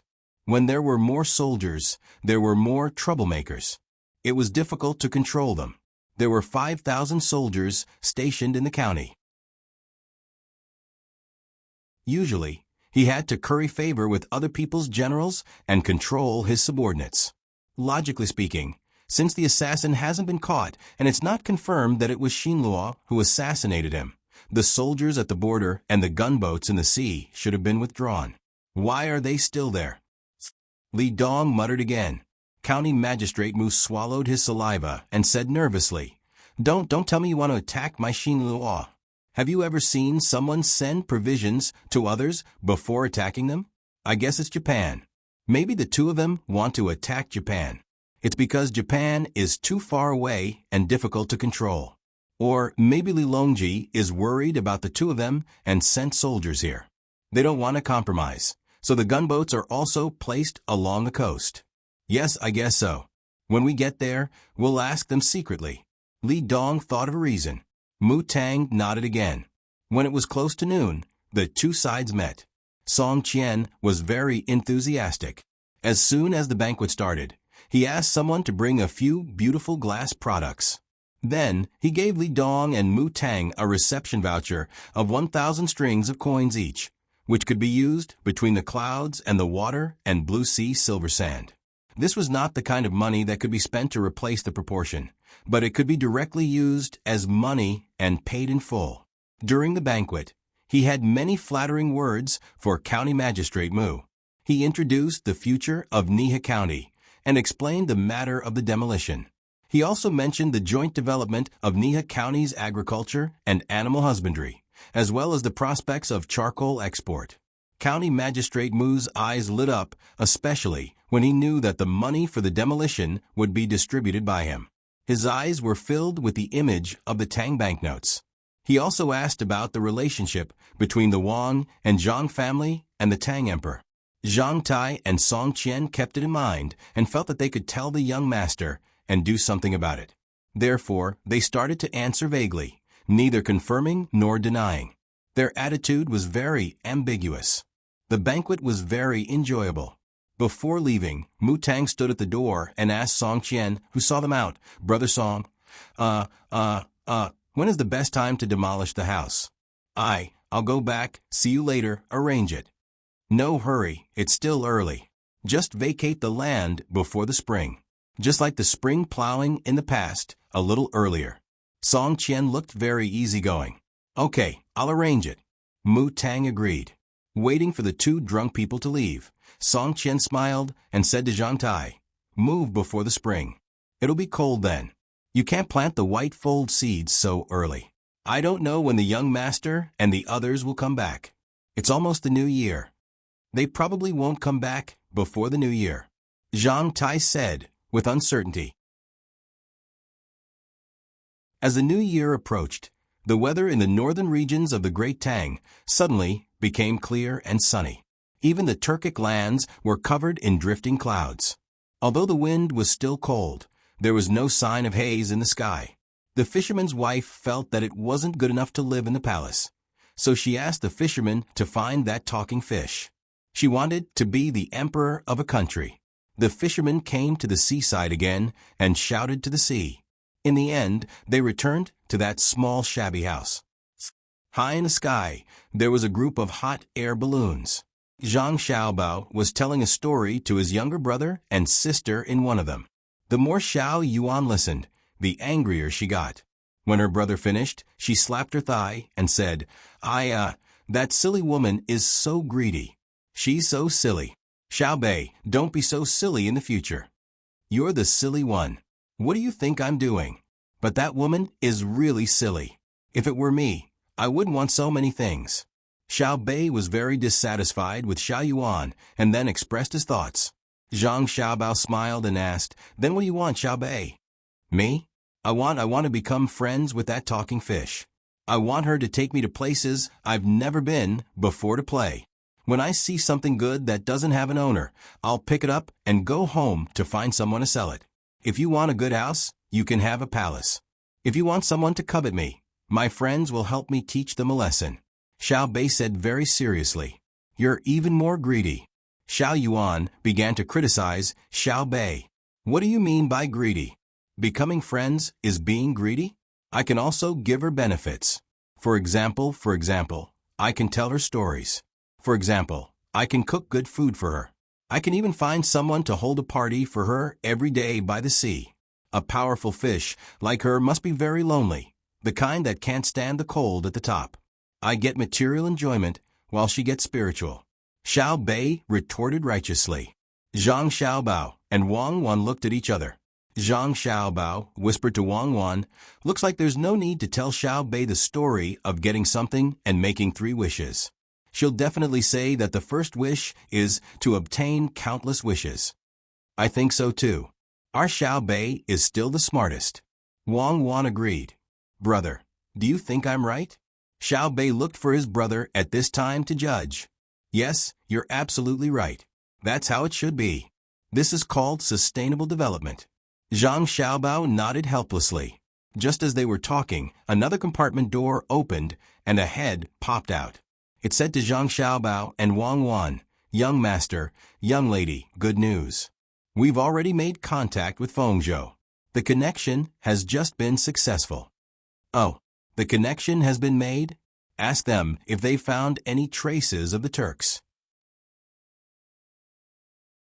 Zhang Xiaobao had been waiting for this moment for a long time. Yes. The person answered and retracted his head to ask. Before he could finish asking, there was suddenly a sound from above. Zhang Xiaobao opened the lid. Before he could ask, the person who appeared above reported, Young master, the boat at the head of the ship has discovered a Turk tribe moving south about 10 kilometers ahead. Go up and take a look. Xiao Bei, you guys stay here and don't move. Zhang Xiaobao didn't expect to receive 2 pieces of good news at once. He and Wang Wan went outside and were blown by the wind. They picked up the binoculars and looked down. Sure enough, in front of them, there was a dark mass of small dots moving like ants. What do they want to do? Zhang Xiaobao asked, puzzled. When Zhang Xiaobao's party discovered the Turks who were born with telescopic vision also saw a group of things gradually approaching in the sky.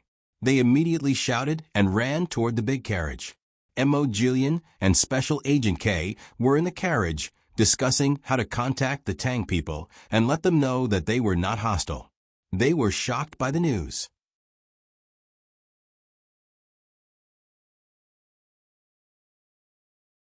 Chapter 863. On the snowy ground, there was a sea of people. In the sky, there were colorful flags. As Zhang Xiaobao and Wang Wan's hot air balloon team gradually lowered its altitude, the Turks below could see so many flying birds that seemed to be flying toward them. Tens of thousands of Turks looked up. The Turks further away had no choice but to ask the people around them, hoping that one by one they could pass on the news of what was in the sky. A servant serving Mo Jillian also saw the thing in the sky through the open roof of a carriage. He felt his master's body tremble as he massaged Mo Jillian. He couldn't help but worry. He mustered up his courage and asked, Monarch, what is that? Something deadly. Mo Jillian said blankly. He picked up the clairvoyance that Li Longji gave him and looked at it carefully again. When he saw the picture of 2 rice seedlings standing hand in hand on the cabin of the hot air balloon, the clairvoyance fell on the soft carpet. It's over. It's really over. How is it possible? Aren't they in Jili province? When did they come here? Mo Jillian shouted, his eyes full of disbelief. Katachin was also shocked. He didn't need to pick up the clairvoyance on the ground to know who Mo Jillian was talking about. To be able to scare Mo Jillian like this, and to say them and Jili State, it was easy to guess who it was even if he thought with his toes. Thinking of a legend about the 2 people, Katachin asked Mo Jillian with a trembling voice, Are they rice seedlings? 2 rice seedlings with them? Mo Jillian didn't say anything, but his trembling body had already told Katachin the answer. Looking up at the floating things in the sky again, Katachin felt that his mouth was going to cry and his throat was dry. He said in a hoarse voice, This is the air force of the Tang Empire? You saw the hot air balloon on Mount Hua? Yes, it seems that Li Longji is anxious. Otherwise, he wouldn't have sent them here. Mo Jilian's eyes gradually became clear. There was no use in worrying now. At this time, a group of people hurried over. They were the advisors of the Turks. The one in the front said to Mo Jilian, "It's too high, we can't shoot it down. It's best to lure them to lower their altitude. As long as we shoot that thing up there, they will fall down." Mo Jilian didn't answer this person. Wei Wei hesitated and said, "Pass my order. The soldiers around the carriage, leave an open space and welcome them with me. My lord wants to lure them down." And then, the advisor wiped his hand on his neck, his eyes shining. "I want to tie you up and bring you to them. I want to say that it was because you people dissuaded me that I did those unwise things a while ago. My lord, you can't. We have countless warriors. If we ask for peace, we will chill their hearts." The advisor knew what Mo Jilian meant and advised anxiously. "They definitely have more bullets and shells than our warriors. It's better to chill their hearts than to make them make up their minds. You think Wang Wan can't do it? If we do anything else, she can dye the vast grassland red with our blood." Mo Jilian said and looked up again. He was afraid that a bunch of grenades would be thrown down from above. Katachin had heard some information from the people who went to Mount Hua. He knew that this kind of hot air balloon battle method. He didn't think that the other party would lower their altitude if they really wanted to hit him. He quickly ordered, "Go do as my lord says. I will welcome them personally." At this moment, he finally suppressed his unwillingness. He originally wanted to discuss with the Tang Empire to settle his people who were about to freeze and starve to death. As for himself, he would probably have to live in the capital. What he didn't expect was that before he took the initiative to contact the Tang Empire, Zhang Xiaobao and Wang Wan actually came personally. Although it felt like a passive surrender, the result wouldn't change. With the order, the people in Katachin's headquarters scattered and made way for the carriage they were in. There was a large, open space around it. At least arrows couldn't hit it. Zhang Xiaobao and Wang Wan were ordering their subordinates to tie grenades. Each grenade was tied with a thin and strong rope. The length was about 3 to 5 meters from the hot air balloon to the ground. When they pulled the string and threw it down, it would stop at this distance. Once it exploded, the shrapnel could fly down from this height. It was much better than throwing it directly to the ground. When they were preparing, someone suddenly came to report the situation below. The two found a good position to look down again. What do you mean by giving up the carriage they were in? Are you tricking us to go down so that you can catch us all in one fell swoop?" No matter how good Zhang Xiaobao was at psychology, he couldn't guess what Katachin and the others were thinking. The black mass of heads below was really dazzling. It should be that Mo Jilian understands how we fight. He knows that once we start, we won't kill anyone we meet. Instead, we will target the commander. He knows that he can't escape, so he wants to discuss with us to send someone down to ask about the situation. While Wang Wan was speaking, she had already seen Mo Jilian's figure through the binoculars. Mo Jilian walked out of the car and stood on the hard snow that was stepped on by the people in front of her. She looked up and waved vigorously. Mo Jilian wasn't the only Turkic tribe. There were several other tribes. When they got the general information, they rode their horses to Mo Jilian's location to ask. When Mo Jilian and Katachin saw the worry in the eyes of the first tribe to arrive, Wei Wei inwardly sighed. They could see that this tribe was afraid that they would offend the Great Tang and didn't want to fight with them against the Great Tang. Along the way, many people had come to complain more than once, saying that they sincerely wanted to submit to the Great Tang. With this kind of partner, they wanted to fight against the Great Tang? That was a fool's dream. While Mo Jilian was waiting, a hot air balloon finally slowly descended from the sky. The hatch opened and 4 people came out. Ignoring the gazes around them, they strode over, creaking as they approached Mo Jilian. Their eyes landed on Mo Jilian's face as they questioned. "My family's young master and young lady want to ask what your Turkic tribe means." His Majesty has ordered you to submit to our dynasty, but you insist on running so far away. Are you looking for a chance to make a comeback? Mo Jilian was taken aback. He hadn't expected the other side to be so direct, not giving him the slightest bit of face. The advisors standing beside him glared at him, their faces flushed red, as though they were trying their best to suppress the anger in their hearts. Finally, the advisor who had the backbone to persuade Mo Jilian couldn't hold it in anymore. He stepped forward angrily, pointing at Zhang Xiaobao and Wang Wan's subordinate, and scolded, "Who are you to dare speak to my sovereign like this? My people have countless warriors. Does your great Tang want to meet my people with weapons?" Clap. The person sent by Zhang Xiaobao raised his spear. The advisor's head was thrown back, and then he plopped to the ground, his eyes still wide with unwillingness. "So noisy," Mo Jilian replied. The person turned to Mo Jilian. Mo Jilian's face burned as if he had been slapped countless times. His people were still watching. He had been bullied to this extent. If he didn't toughen up in the future, why did the hot air balloon in the sky have a reflection, and a single one at that? Didn't the great Tang's clairvoyance already have 2 lenses? "Esteemed envoy, my clan went to the north a few days ago because we heard that there were precious furs and herbs in the north and wanted to gather them to offer to His Majesty. We've already gathered quite a bit, so we're moving toward Feng province. For these furs and herbs, my clan has already suffered countless casualties." Mo Jilian had determined that the reflection was the scope of the spear used by Zhang Xiaobao and Wang Wan's personal guards, and he finally knew what to choose. The other party wasn't just trying to scare him. Perhaps it had taken them many days to search for him, so they were fed up. If his answer didn't satisfy the other party, they would begin to kill all the commanders of his clan. The person sent down had not expected Mo Jilian to be so straightforward. Looking at the hot air balloon where the young master and young lady were, he hurriedly sent a telegram to ask what to do next.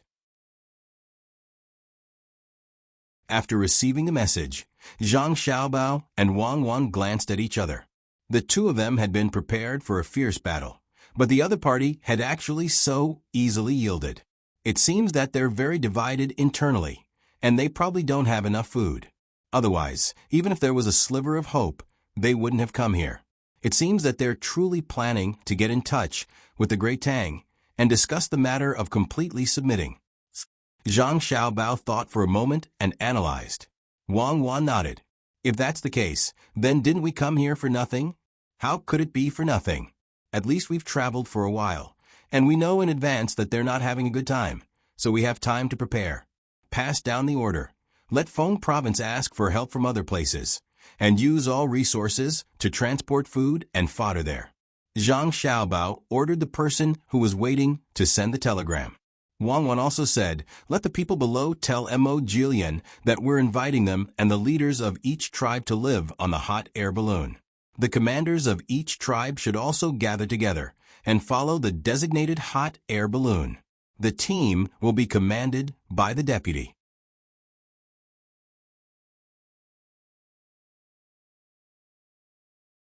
Chapter 864.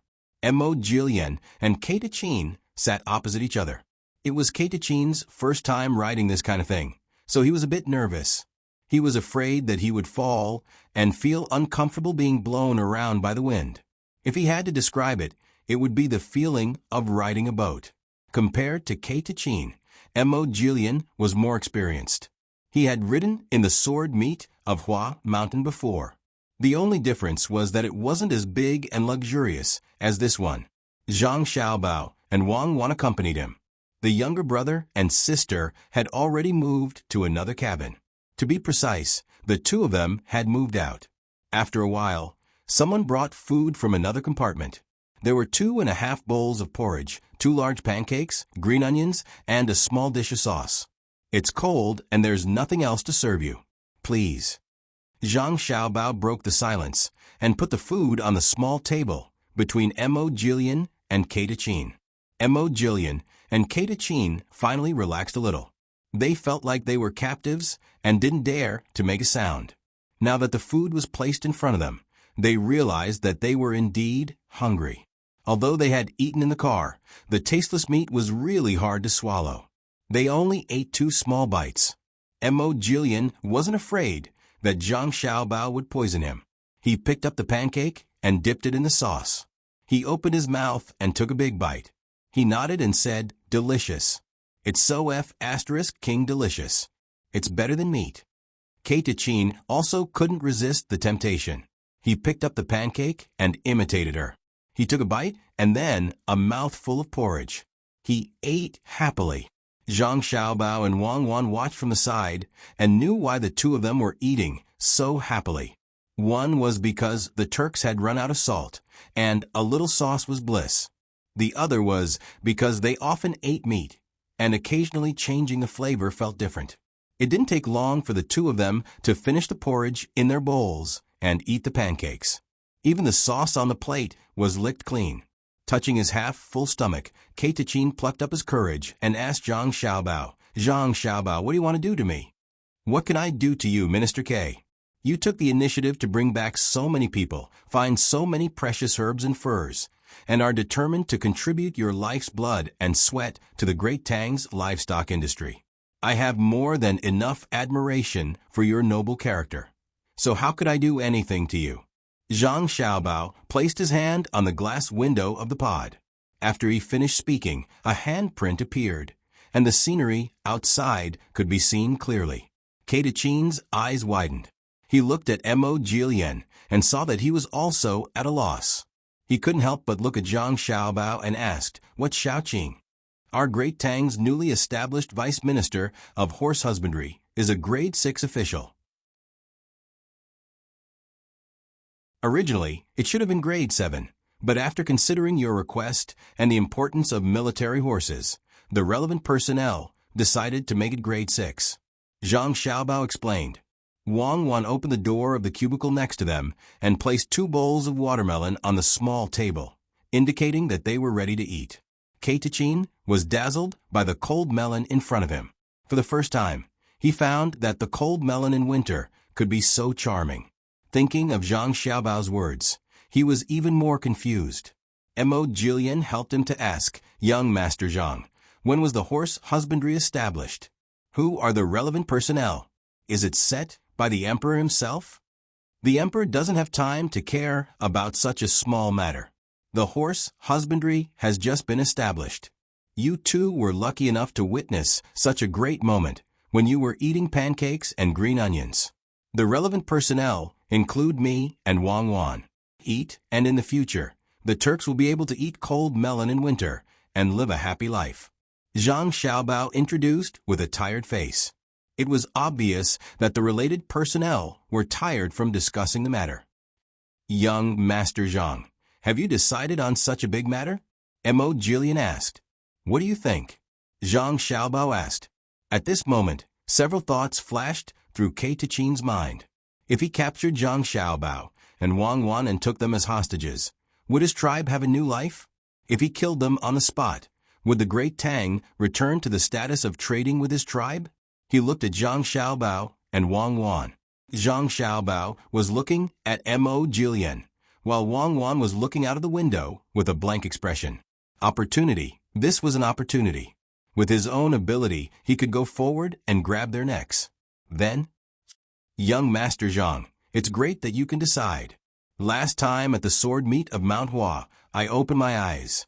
I thought that young Master Zhang was only good at economic calculation. Who would have thought that you could also leap onto roofs and vault over walls? I think you must be good at close combat, right? Would young Master Zhang be willing to show us the weapons you carry?" Just as Chin was staring at Zhang Xiaobao and Wang Wan, leaning forward toward Wei Wei, Mo Jillian's legs suddenly bumped into the small table between them and began to chat with Zhang Xiaobao. Zhang Xiaobao had a regretful expression. He smiled and said to Mo Jillian, "Mo Jillian, you're a good person. I don't have any ability to leap onto roofs and vault over walls. I'm just a bit more nimble, like a monkey. I've already ordered the people in Feng Province to quickly transport the provisions here. With both sides working together, I estimate that in less than half a month, the people below will be able to get through this difficult period. Yes, it's very pitiful. Wang Wan said as she looked outside. I don't know what's going on this year, but it's snowing everywhere. In the grassland, in the capital, in my Bohai Commander-in-Chief's office, it's snowing too. It's also snowing in Xinluo. It's estimated that there won't be a drought at the beginning of spring next year. It seems that we have to spend the new year outside.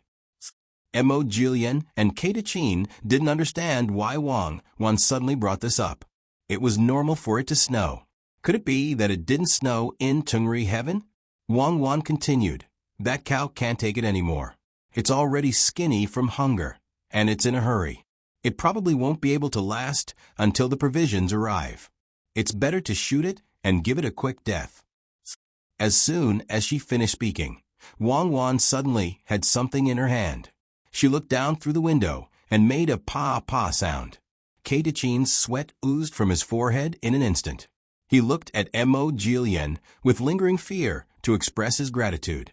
He recognized the thing in Wang Wan's hand. He once had a gun, which was given to Mo Jilian by Li Longji. Later, it was taken apart for research and found that bullets couldn't be made, so it was abandoned. I didn't expect Miss Wang to carry a gun with her. Kata Qin laughed dryly. Shooting birds for fun. I wonder if the position of Xiaoqing is good. Wang Wan turned her hand, and the gun was gone again. She asked Kata Qin.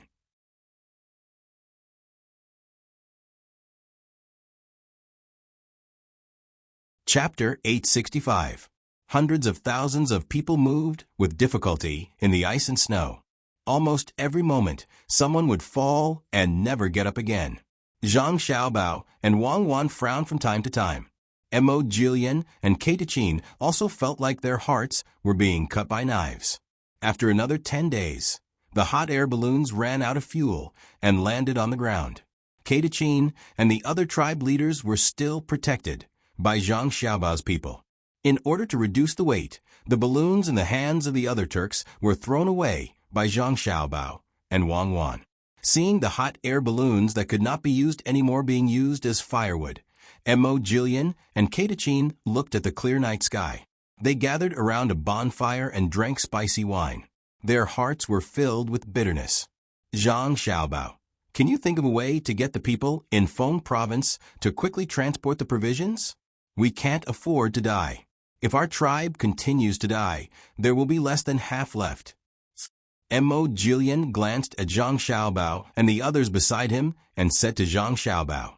At the same time, he sniffed and smelled a fragrance that he had never smelled before. He was very curious about what Xiao Bei and the others were holding. Xiao Bei was scalded and changed his hands back and forth. Seeing Mo Jilian look over, he did not care if it would dirty his clothes. He put the sweet potato in his hand on his pants and rubbed his hands. He pinched a piece of the sweet potato and gave it to Mo Jilian. Try it. Zhang Xiaobao looked at his sister and then at Mo Jilian. He introduced, this is called sweet potato. It can be used as food and can be made into powder. It is very delicious. After drying it, it can be turned into snacks. When the output increases next year, I will give you some to make porridge. Mo Jilian was stunned. He took the sweet potato and suddenly remembered the purpose of coming.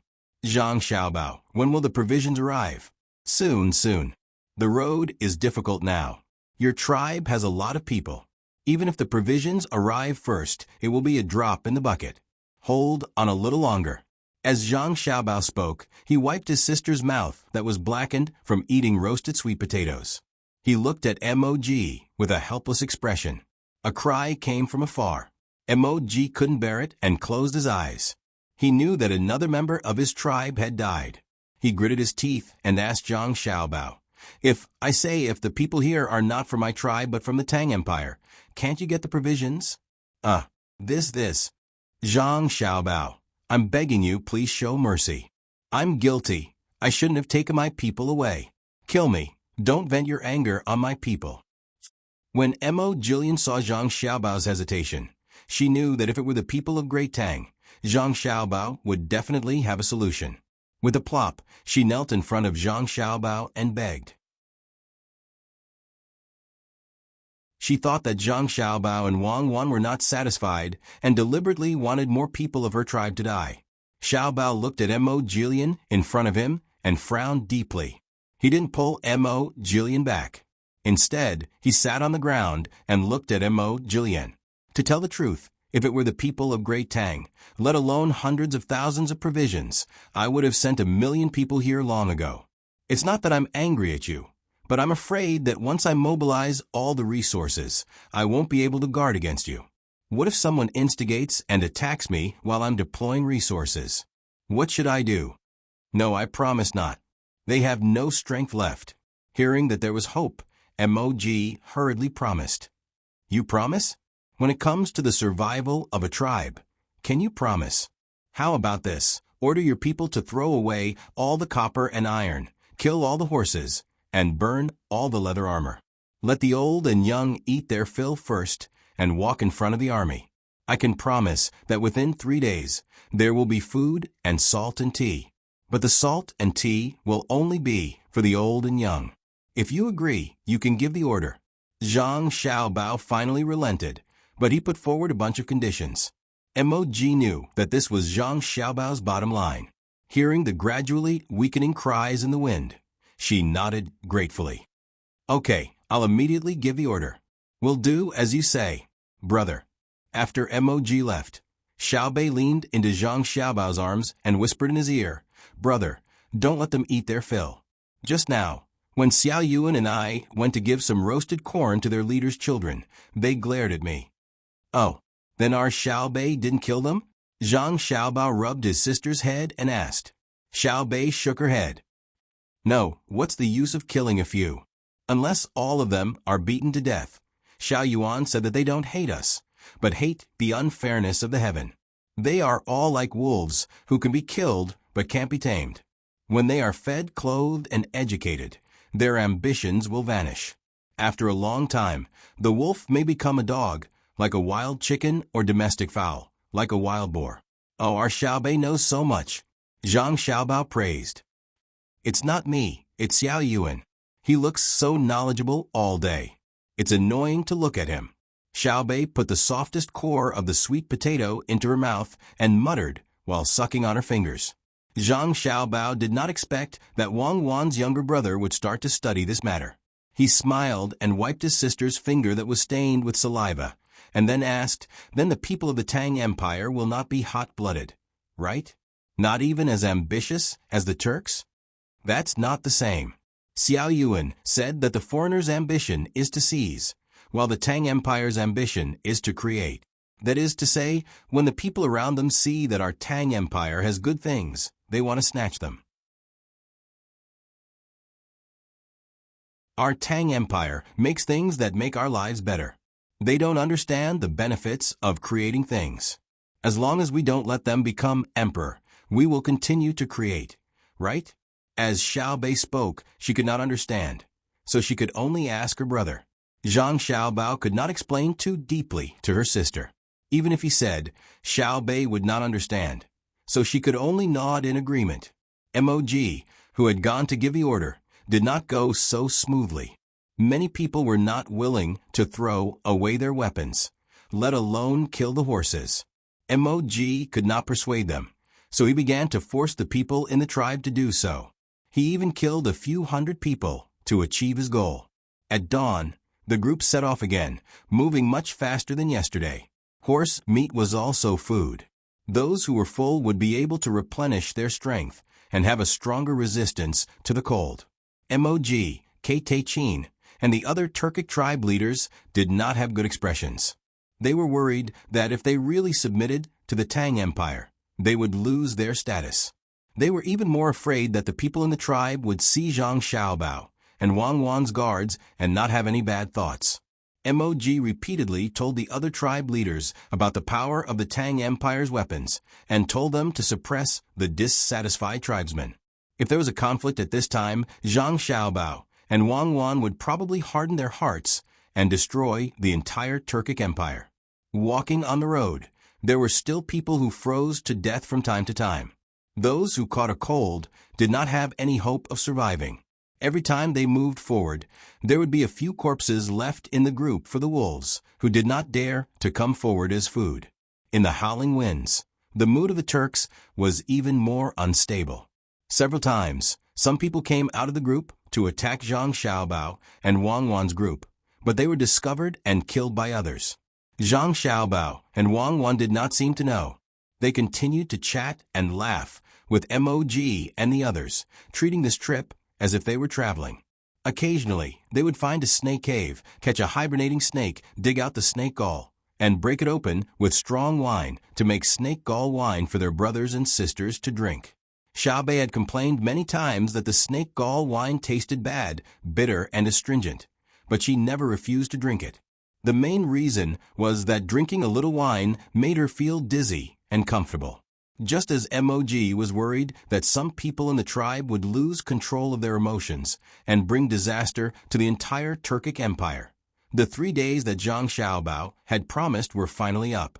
In front of them was still an endless grassland covered by a layer of snow. At noon on the 3rd day, when the group was resting, a row of black dots suddenly appeared on the horizon. The Turks who were eating stood up one by one and looked over vigilantly. MOG quickly took out his clairvoyance and looked over. He saw that there were countless deer and dogs running in their direction. Behind the deer and dogs were a sled that was tilted up in front. In addition to the deer and dogs, there were also people with sails behind them. They were moving with the wind like snakes. There were also many people wearing white clothes and capes, stepping on 2 bamboo poles. They were moving forward with a pole in each hand. If the other party did not move and did not look carefully, they would not be discovered. This is the group that delivered goods to the supermarket in Fengzhou, right? Keitachin looked at MOG curiously and asked. Moji shook his head slightly. I don't think they're just here to deliver food. There's also an army here to suppress us. The ones in white. In order to maintain the same speed, the deer and the dog didn't use their full strength when running. As the distance between the two groups got closer and closer, even without the clairvoyance, they could see the situation on the other side clearly. The Turkic people who were ready to make a move finally became obedient. If it was said that they wanted to make Zhang Xiaobao and his group stay, now that the other party had arrived, there was no hope at all.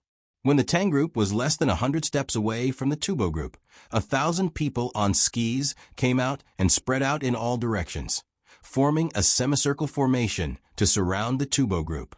Another dozen or so people directly rushed toward Zhang Xiaobao and the others. Every time their arms thrust into the snow, these dozen or so people would advance a long distance. Their speed was much slower than a galloping horse on the grassland, but it was also many times faster than a person traversing the snow. Reporting, Little Young Master, Little Miss. The snow war camp of Fengzhou is here to report. 1050 people are here, but 1049 people are here. One person sprained his ankle when he just set off. End of report. The dozen people came to Zhang Xiaobao and Wang Wan, and the person in the middle stood out to report. MOG and his group were puzzled when they saw the appearance of these people, because they did not know what they looked like. They were wrapped up from head to toe, and even wore something for their eyes. They were probably afraid of the wind and had a problem of crying in the wind. Zhang Xiaobao knew that it was called goggles. It was specially made for the snow war camp to block the wind and not worry about snow blindness. When he heard the report, he took a step back and let Wang Wan in front. He said he would not care about the army. So he did. Wang Wan returned the salute and nodded. Very good. Take care of the one who sprained his ankle. Go back and strengthen the basic training. Come back to the team. Yes. The person answered. He did not stand at attention for Wang Wan. He was afraid that he would fall, so he used his ski poles to support himself, swung his legs, and turned around to slide back to the team. Another person stood up and said, Feng Province Logistics Camp reporting. 2,200 people are here, 2,200 people are here, 1,000 snow deers are here, 1,000 snow deers are here, 6,000 snow deers are here, 1,000 snow deers are here, 6,000 snow deers are here, for snow deers are here, for snow deers are here, for snow deers are here, for snow deers are here, for snow deers are here, for snow deers are here, for snow deers are here, for snow deers are here, for snow deers are here, for snow deers are here. Very good. Come back to the team. Pay attention to the 4 injured sled dogs and keep them warm. Wang Wan returned the salute. She could imagine the situation of the 4 dogs.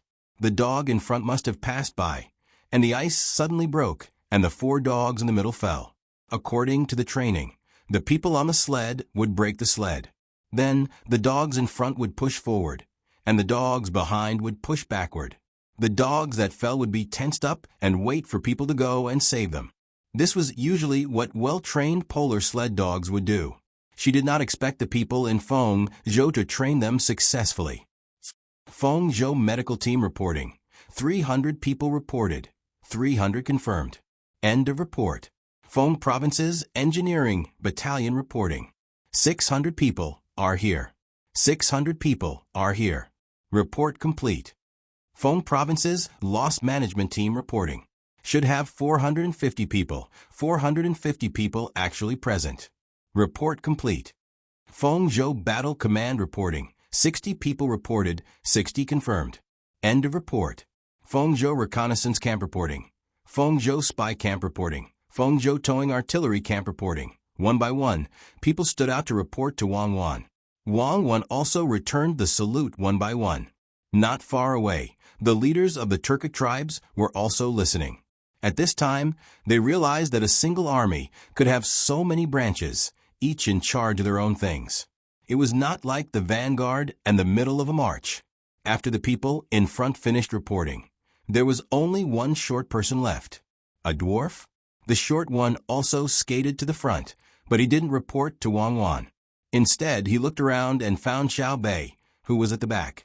He propped himself up with his ski poles a few times and approached Xiao Bei.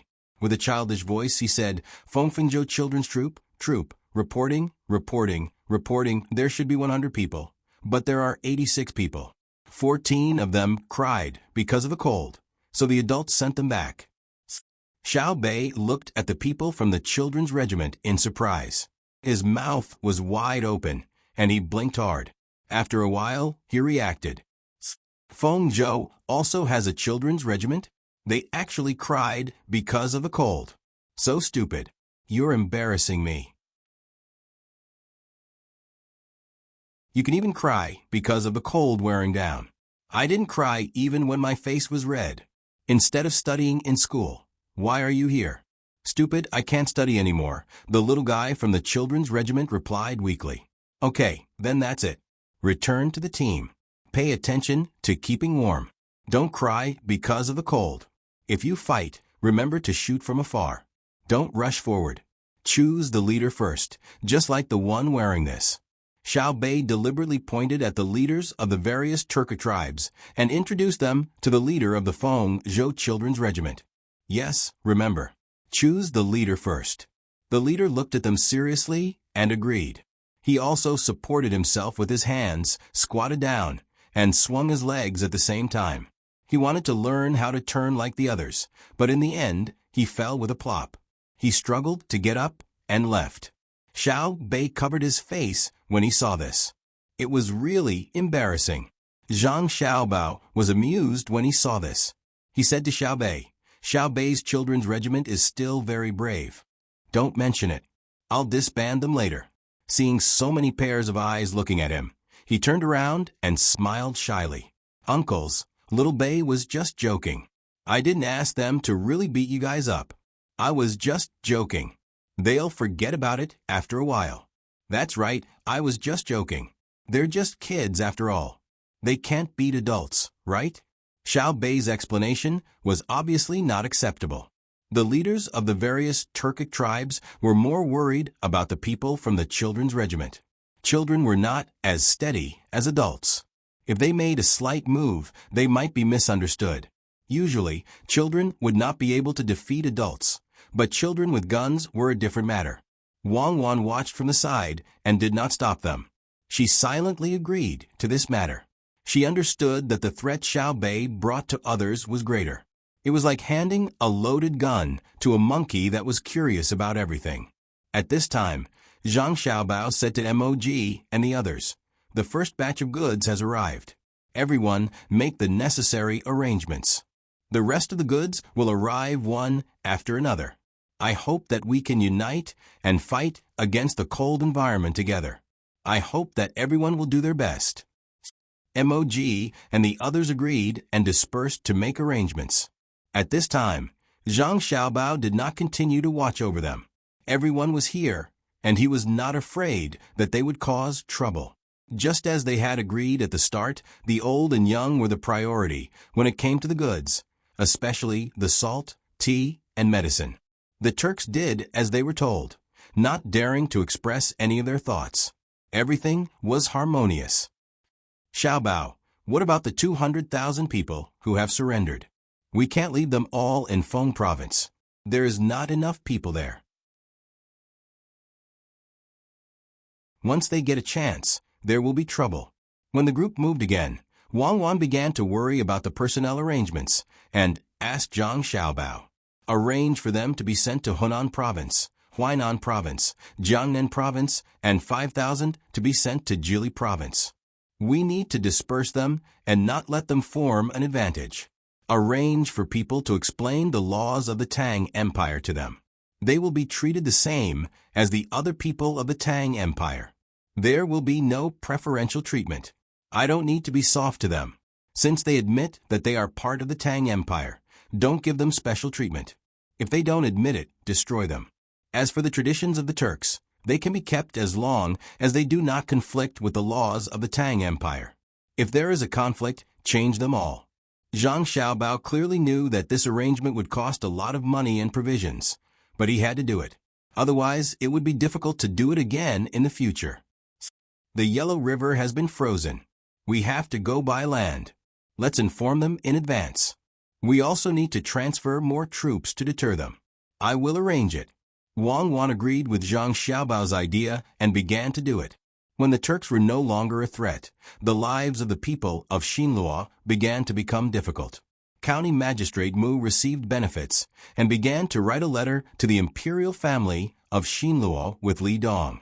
They also used the demolition fee given by Song Qian to carry out the demolition. It was now the end of the year, and the new year had not passed yet. Most of the people were focused on the new year. When they heard that County Magistrate Mu was going to demolish, their first thought was that County Magistrate Mu did not intend to let them have a good new year. Those who did not want to be demolished before the new year and were more courageous joined forces with their neighbors and came to the county yamen to discuss with the county magistrate. They hoped that the county magistrate could make an exception and wait until after the new year. In the end, they did not see County Magistrate Mu. What they saw was a black-faced yamen runner. After a few words of dispute, they were beaten up. They could not find a place to reason and could only suppress their anger. County Magistrate Mu was not afraid of the people causing trouble. Those who dared to cause trouble were all arrested and sent to prison. At this moment, he was secretly happy. Song Qian gave him the money according to the number of people in the household register. It was not calculated according to the size of each house. It was impossible to calculate. Other than the corresponding officials, no one registered the houses. Usually what was registered was the number of fields. There was no difference between building 10 houses and building one house. The price Song Qian gave was 500 copper coins per head. The money given was the Tang Dynasty's banknotes. One could directly buy good things from the Tang Dynasty. County Magistrate Mu's mind became active. He was prepared to divide the people in the county according to men and women, old and young. An adult man would be given 300 copper coins. An adult woman would be given 200 copper coins. An elderly person would be given 100 copper coins. And a child would be given 50 copper coins. Moreover, the money given was not the Tang Dynasty's banknotes, but the Xinluo's banknotes. He kept the banknotes for himself. Part of it was used to spend, and the other part was used to give gifts to the people above. Under the threat of force, the people in the county had no choice but to pack up their belongings. They reluctantly left the house they had lived in for a long time and thought of ways to find a new place to settle down. County Magistrate Mu also urged people to hurry up. It would be best if they could complete the demolition work during the new year. At this moment, a piece of news from who knows where entered the ears of the people in the county. The Tang Dynasty merchants gave each person 500 copper coins in banknotes and did not require them to complete the relocation before the new year. This matter became more and more real and spread more and more. It did not take long for the people in the county to know. Looking at the money they received and comparing it with the money in the rumors, the people immediately knew that the money was embezzled by the people in the county. The bold people once again organized people to find the Amen. Wicked people, all wicked people. Beat them, catch them. Seeing more and more people gathering outside the Amen, County Magistrate Mu was a little worried. But more than that, he was angry. Orders were passed down one after another. Very soon, the Yamen runners had work to do.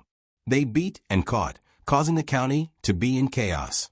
The people did not fight with the officials. Under the deterrence of the powerful force and status, the people in the county became obedient. One by one, they began to restrain themselves. According to County Magistrate Mu's arrangements, they came to a new place to think of a way to rebuild their houses. The resentment in their hearts grew, but they could not do anything at the moment.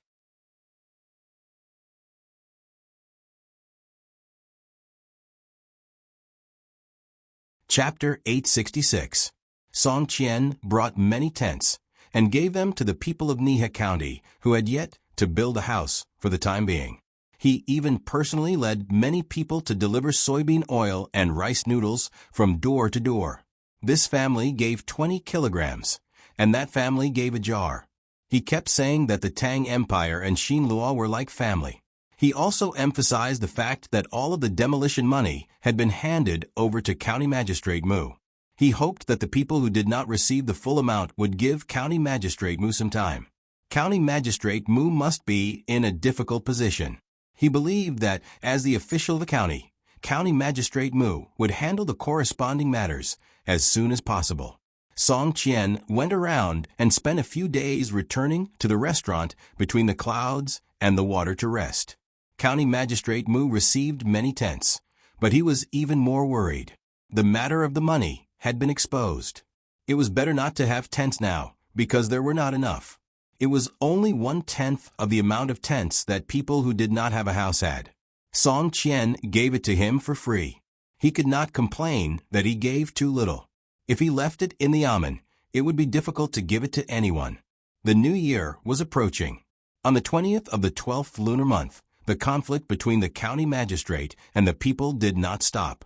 The people came to ask questions, the Yamen runners fought, and the people persuaded each other in the neighborhood to send the Yamen runners to investigate. This was the cycle. County Magistrate Mu handed over a lot of the embezzled money, and the higher-ups did not pursue the matter. However, if they wanted to give the people the original amount, it was definitely not enough. When a heavy snow fell, County Magistrate Mu fell ill. The cold-hearted people took advantage of the ice to drag their families across the mud river to the Tang Empire. They were willing to do any kind of hard work. If they could stay, they would never go back. On the 23rd of the 12th lunar month, the new year was over. The capital was no exception. In the palace, Gao Lishir was not idle for a moment. He commanded a group of people to start sweeping the dust and carrying out the folk worship. Telegrams were frequently sent from all over the country. Those who had relatives outside and knew the exact location were willing to spend some money to report that they were safe. Perhaps it was because of the telegrams that it was convenient to transmit news. The local officials began to publicize the merits of the current emperor in the provincial capitals a long time ago. The lives of the common people were indeed much better than before, especially the newborns. The number of deaths was 10 times less than before. There was no longer a situation where 6 or 7 children were born, and the last one died. Hearing the summons from the prefectural government, the influential clans and local gentry took the lead and stamped their fingerprints on the 10,000 citizen forms and sent them to the capital.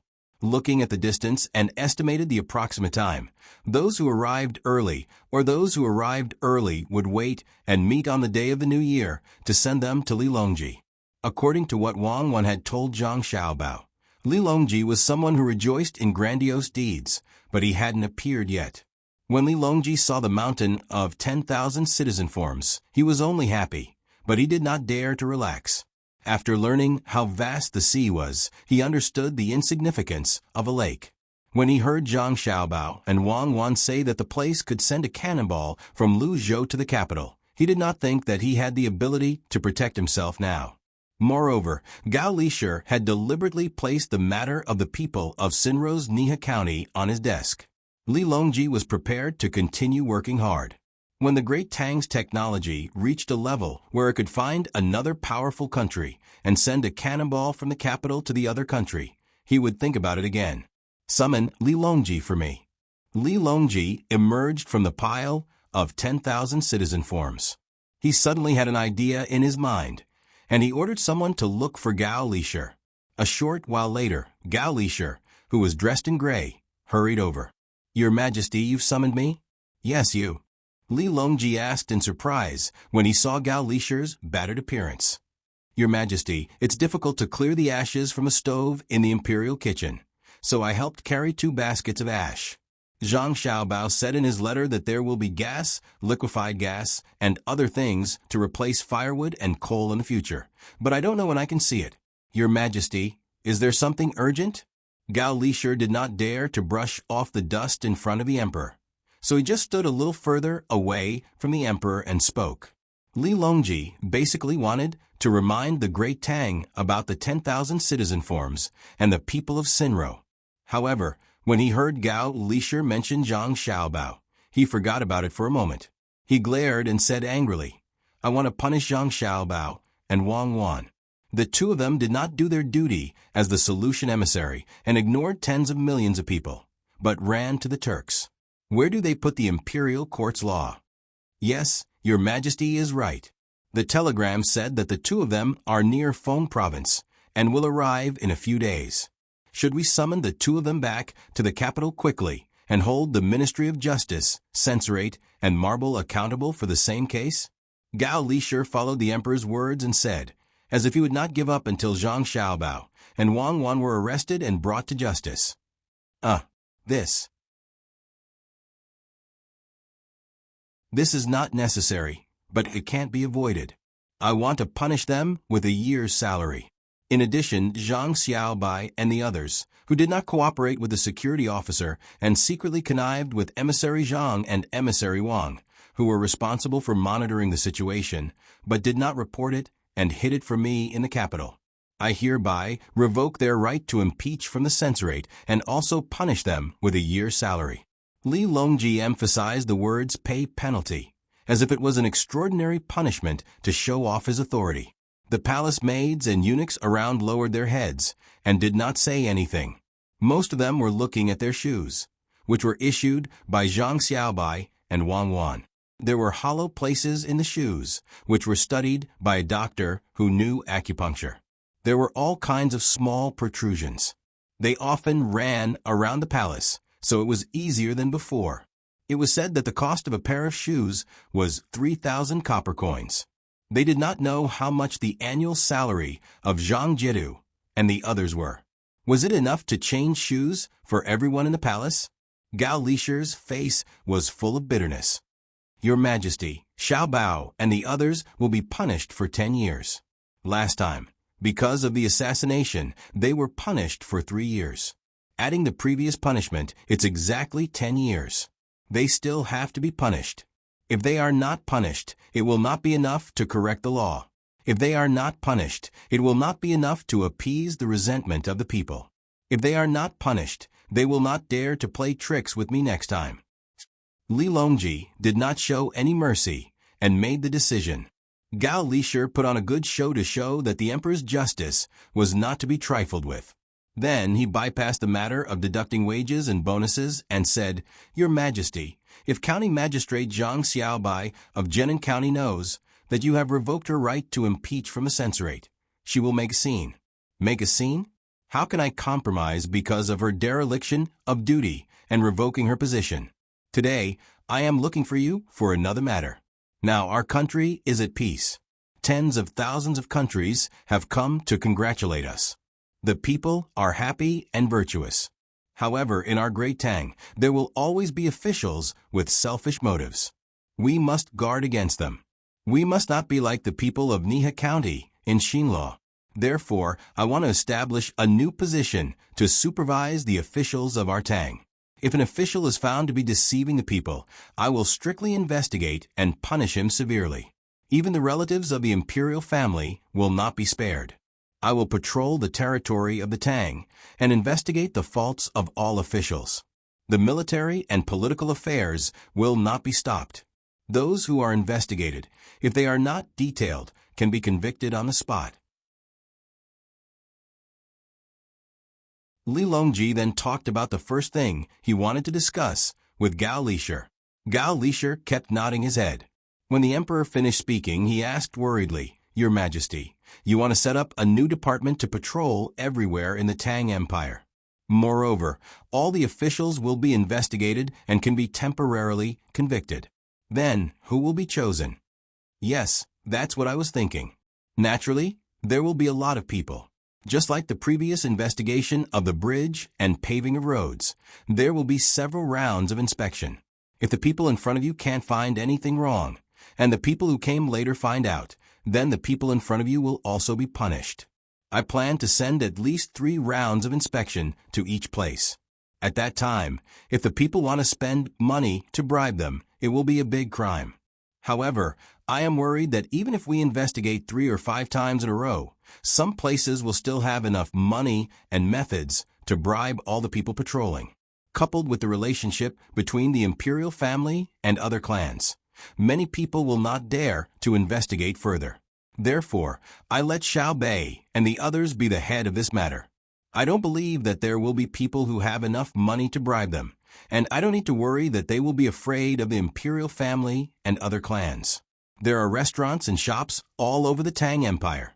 I think that their intelligence work will be better than mine, the emperor. With them in charge, I want to see who will dare to not do their best." Li Longji thought that he had solved a very difficult problem.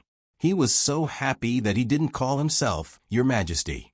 When he thought of the helplessness of the people being investigated and prepared to bribe Xiao Bei and the others, he felt that it was funny.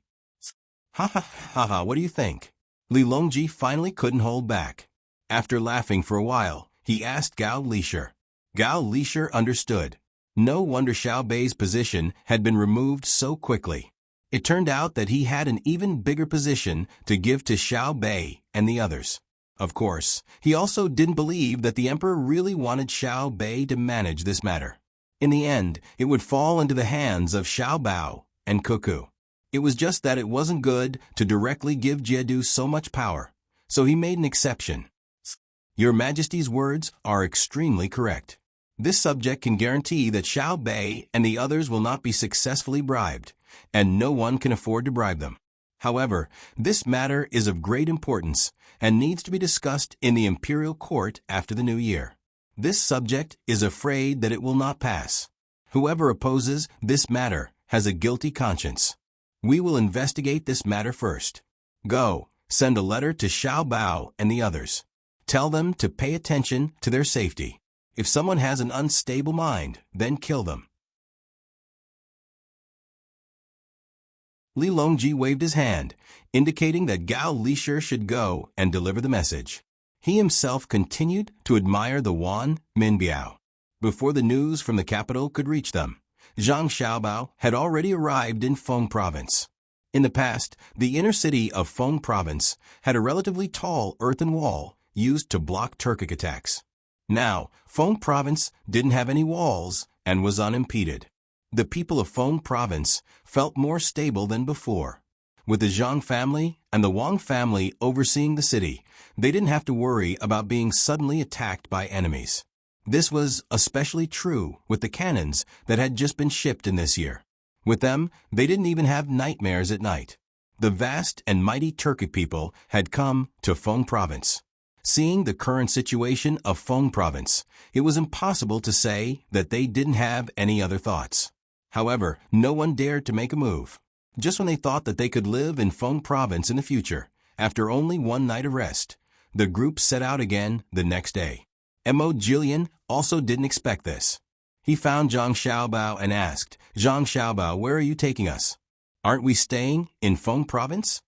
"Staying in Feng province, so that you can rebel at any time? Let's go.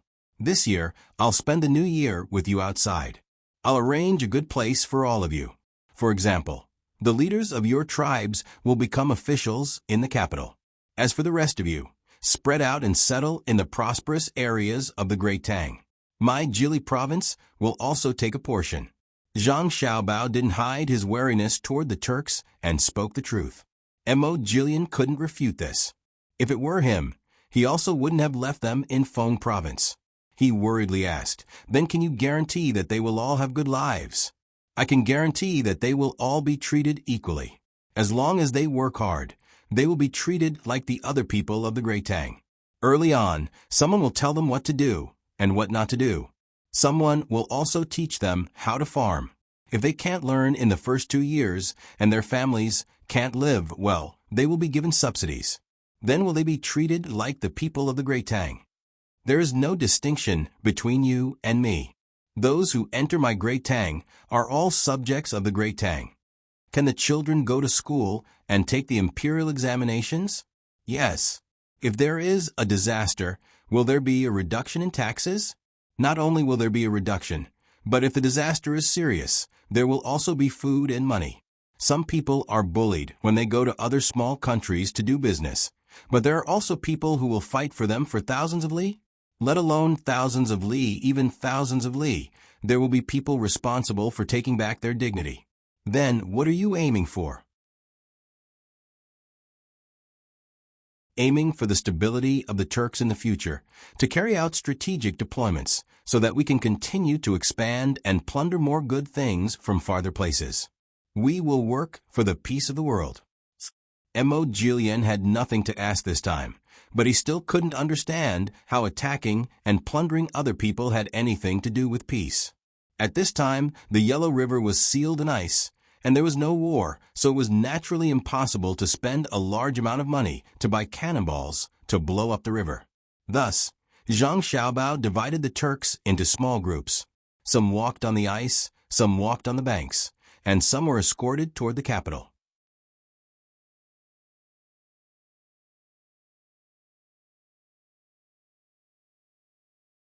Chapter 867.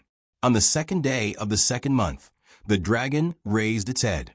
Mo Jillian's group took a detour to Sanshui County from the beginning of the year. They were worried about their own people, worried about the future, and in the process of learning more about the Tang Empire, they finally arrived at Sanshui County. There were not many people in the group. Zhang Xiaobao and Wang Wan left behind 100 guards. Xiao Bei and the others also followed with 50 guards. Then there were the leaders or important figures of the Turkic tribes, like Mo Jillian. In total, there were about 70 people. As for their families, there were other arrangements. Because the Yellow River had just opened up, the surging water was filled with countless ice cubes. Therefore, no boats could be seen on the river, and no one continued to walk on the ice. This year, the several section was not like usual. The people were afraid that the ice was too thick and would drown. They happily prepared for spring plowing. This was because an artillery battalion had been pulled over before the beginning of spring, ready to explode the ice at any time. Mo Jillian and the others naturally could not see what had happened on the road they had already walked on. All they could see was the lively scene in Sanshui County. As soon as he entered the territory of Sanshui County, Katachin was infected by the enthusiasm of the people. The sound of firecrackers, gongs, and drums shook the sky. Flags fluttered and ribbons fluttered. A big dragon held up by people meandered in the direction of the county. It's a good time. The second day of the second month the dragon dance. As the local master, Zhang Xiaobao's face was also brimming with a happy smile. He introduced to Kate Chin and the others.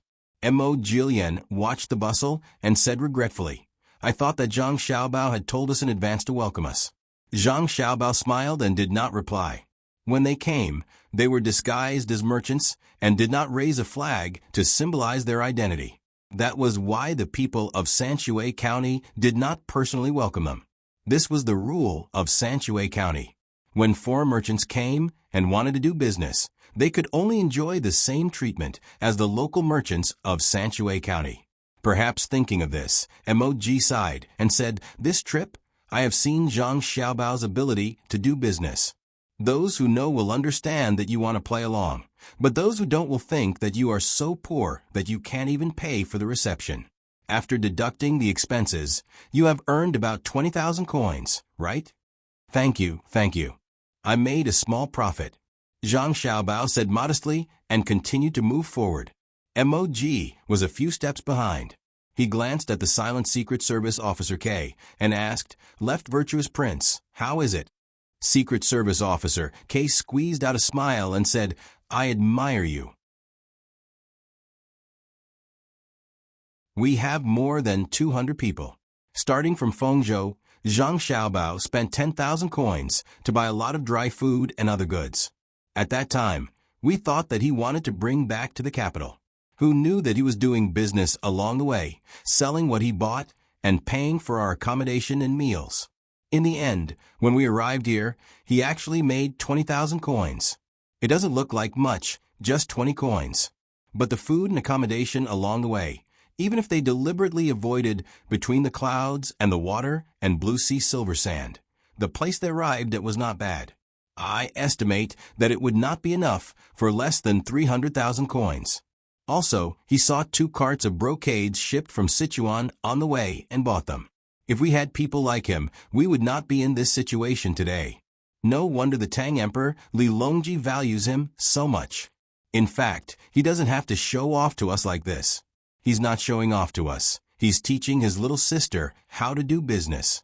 When those little guys grow up, they'll be extraordinary too. Our clan will be gone from now on. Mo couldn't help but show a pained expression when he thought of his clan being scattered to different places. As they walked forward, there were more people on the road.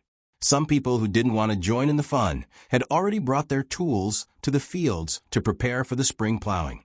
Zhang Xiaobao's team slowed down and looked at the fields on both sides. Occasionally, Zhang Xiaobao and Wang Wan would stop and ask a person resting on a ridge. After traveling for a few li, a few cars appeared by the side of the road ahead. There were also many people stopping in the fields. Zhang Xiaobao had the team stop as well. He leaned to the side and took out his clairvoyance to observe the people there. He saw an old man arguing with a middle-aged man. He looked very angry. Then he walked to the side of the road. The middle-aged man lowered his head and followed behind. He seemed to be explaining something. "Are they fighting?" Mo asked Zhang Xiaobao. Zhang Xiaobao shook his head. "There may be a problem with the spring plowing plan. It may need to be replanned. I hope it won't delay the plowing time." "How do you know?" Mo was puzzled. "You will know later." Zhang Xiaobao walked forward. It didn't take long before the old man came to the ridge by the roadside and sat on the ground angrily. The middle-aged man who followed him quickly took off his coat and asked the old man to stand up and spread the coat on the ground. Then he stood to the side and explained, "Uncle Wang, the land here is fertile. If we plant beans, there will definitely be a lot of yield. That's why when the county was first planned, this area was planned as a soybean field. Please calm down. I'll immediately find someone to discuss and see if we can think of a way to satisfy both sides. Is that okay?" The old man obviously didn't buy it, but his expression softened. He said to the middle-aged man earnestly, "Second boy, since you said so, do it quickly. You are the county magistrate. Why don't you know how to look at the big picture? Do you think I don't know that the yield of beans in the fertile land is high? But if we plant beans, this land is close to the river. Do you still need water? If we do, all the beans will be washed away. If we don't, where will we get water for the rice fields? In the winter, when we collect manure as fertilizer, you are so careless. Look at the people you asked to add so much lime. If someone didn't see it, you would have burned all the land. It's not that I want to criticize you, but we all know that you want to achieve something. But it depends on the actual situation. You have to come up with a solution within 2 days, or you can't be the county magistrate anymore. Do you hear me? Uncle Wong, you're right. I'll get someone to replan the land and find a suitable place to plant beans. But this year, all the land in the county has been allocated. I'm afraid we won't be able to make it in time. I'm so worried. Why don't we allocate some land on the mountain behind the first house in Linchue? I see a lot of empty land. We can allocate some land there, and then the square beside the dock. The middle-aged man tried his best to explain. Before he finished, he was interrupted by the old man again. No one can touch the mountain behind the first house by the river. Are you waiting for someone to steal the things you planted at the square of the wharf? The people in the county won't touch it. There are so many people coming and going. Are you waiting to catch someone to show off your achievements? That mountain is useless. People who go to the mountain will see the beans. Won't it be another scenery? The middle-aged man continued to argue. Nonsense. That mountain was bought by Zhang Jiazhuangzi. At that time, the Zhang family became famous there. Then the people in the county lived a good life. If you change that place, do you want to change the feng shui of the county? Then hand in the seal today. We don't need you to be the county magistrate. Wrong, Uncle Wong. I know I am wrong. I won't do anything to that place. Can you help me think of a suitable place to plant beans? The middle-aged man's waist was almost touching the ground as he begged. Mog and the others understood this time. The middle-aged man standing was the county magistrate of Sanshue County. The angry man sitting in the middle-aged man's clothes was a farmer in Sanshue County. The county magistrate was scolded because he made a mistake in his decision. Zhang Xiaobao, the county magistrate of Sanshue County, doesn't have any authority? Is he scolding like a grandson? Mog felt sorry for the county magistrate. He was an official, but he didn't have any temper. Before Zhang Xiaobao could speak, Xiao Bei sneered. What authority? He should admit his mistakes. Sanshue County doesn't need to be so thick-skinned. An official who knows what he did wrong and continues to quibble is not a fool. No matter how much he quibbles, everyone knows the truth. What if he quibbles? Mog asked Xiao Bei deliberately. He was also a little confused by Xiao Bei's cute appearance. Xiao Bei stared at him and said even more cutely, "Quibbling and escaping will result in dismissal. Any official who is dismissed from Sanshue County can forget about being an official in Tang. Am I right? Look at me, I'm talking to you too." Xiao Bei's voice was loud and the middle-aged man heard it. When he looked over, Xiao Bei saw him and questioned him. Yes, admit your mistakes. I am not thick-skinned. The middle-aged man nodded. At this time, the old man also turned his head and looked at Xiao Bei. He felt that Xiao Bei didn't look like a local, so he said unhappily, "Little kid, who are you? You don't need to talk about my Sanshue County's officials. County Magistrate Liu, don't worry about outsiders. I will find someone to discuss this matter. County Magistrate Liu, don't think too much. You have to do what you have to do. Who doesn't make a mistake in their life?" This time, not only was Mog surprised, but the other Tibetans were also curious. What kind of place was Sanshue County? The farmer had reprimanded a county magistrate as if he was his grandson, but in the blink of an eye, he was defending him. It was really confusing. Xiao Bei didn't get angry. He turned his head and said to Mog, "See, this is Sanshue County. Family matters are solved by family members, and outsiders are not allowed to interfere. Old Grandpa, I am also from Sanshue County. Do you want me to think of a good idea for you? Little kid, who are you? Why are you with a group of outsiders?" The old man stood up and shook the clothes that he was sitting on. He put them back on the middle-aged man and asked Xiao Bei. Xiao Bei smiled and showed two dimples. How am I an outsider? They will be one of us in the future. My brother and sister will bring them back, and they will become citizens of Tang. Who am I?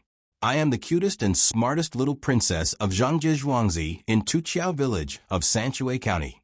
Zhang Xiaobei. This is the stupidest Wang Xiaoyuan. Do you see? Don't mention me. You can't elevate yourself by belittling me. Who are you? Just now you said you would think of a way. Think of a way. Xiao Yuan, who had been silent, was not satisfied. When the old man heard Xiao Bei's self-introduction, he was suddenly shocked. He looked at Zhang Xiaobao and Wang Wan who were standing behind Xiao Bei. His eyes opened wider and wider. He looked carefully and asked tentatively, Xiaobao Cuckoo? Hello, Grandpa Wang. Zhang Xiaobao and Wang Wan saluted at the same time. Oh, it really is our cutest little princess, Xiao Bei. Come and let Grandpa give you a hug. I have heard of such a person, but I have never seen her before. I was wondering which family's daughter could be so beautiful, like a flower. So it is our Xiao Bei. For a moment, the old man forgot about farming. His stern face turned into a flower as he picked up the already heavy Xiao Bei. He was extremely happy. The county magistrate next to him was nervous and did not know what to do. He wanted to go up and greet them, but he did not dare. He wanted to pretend that nothing had happened, but he did not dare. Not to mention Zhang Xiaobao and Wang Wan's ranks, even if they were not officials, the whole county magistrate would tremble when they stamped their feet in Sanshui County. This, that. For a moment, the county magistrate did not know how to express himself. He rubbed his hands anxiously, but could not say a complete sentence. You are County Magistrate Liu, right? Zhang Xiaobao turned to the county magistrate and asked. Yes, it is this official, Lord Zhang. Please give me your orders. Just now. This year. County Magistrate Liu did not know what to say. He knew that if they really wanted to remove him from his position, these two legendary figures in front of him did not have to do it personally. As long as Xiao Bei, who was being picked up, said something, not to mention a county magistrate, even a provincial governor would have to be removed. The people of Sanshui County were very active in collecting information on Zhang Wang's family. As long as there was something going on, they would know. At this time, the old man helped to speak up. Xiaobao, Cuckoo, and our cutest Xiao Bei, County Magistrate Liu, is not bad. When he was a registrar, he did well in accounting. Last year, when he became a county magistrate, he ran around all day. It can be said that he has done his best. Grandpa Wang, I did not say that I would do anything to him. He planted beans in the field last year. Can he continue to plant beans this year? Is that right, County Magistrate Liu? Zhang Xiaobao naturally could not remove him from his position just because he made a mistake. Since he was an official approved by the people of Sanshui County, he would not be bad.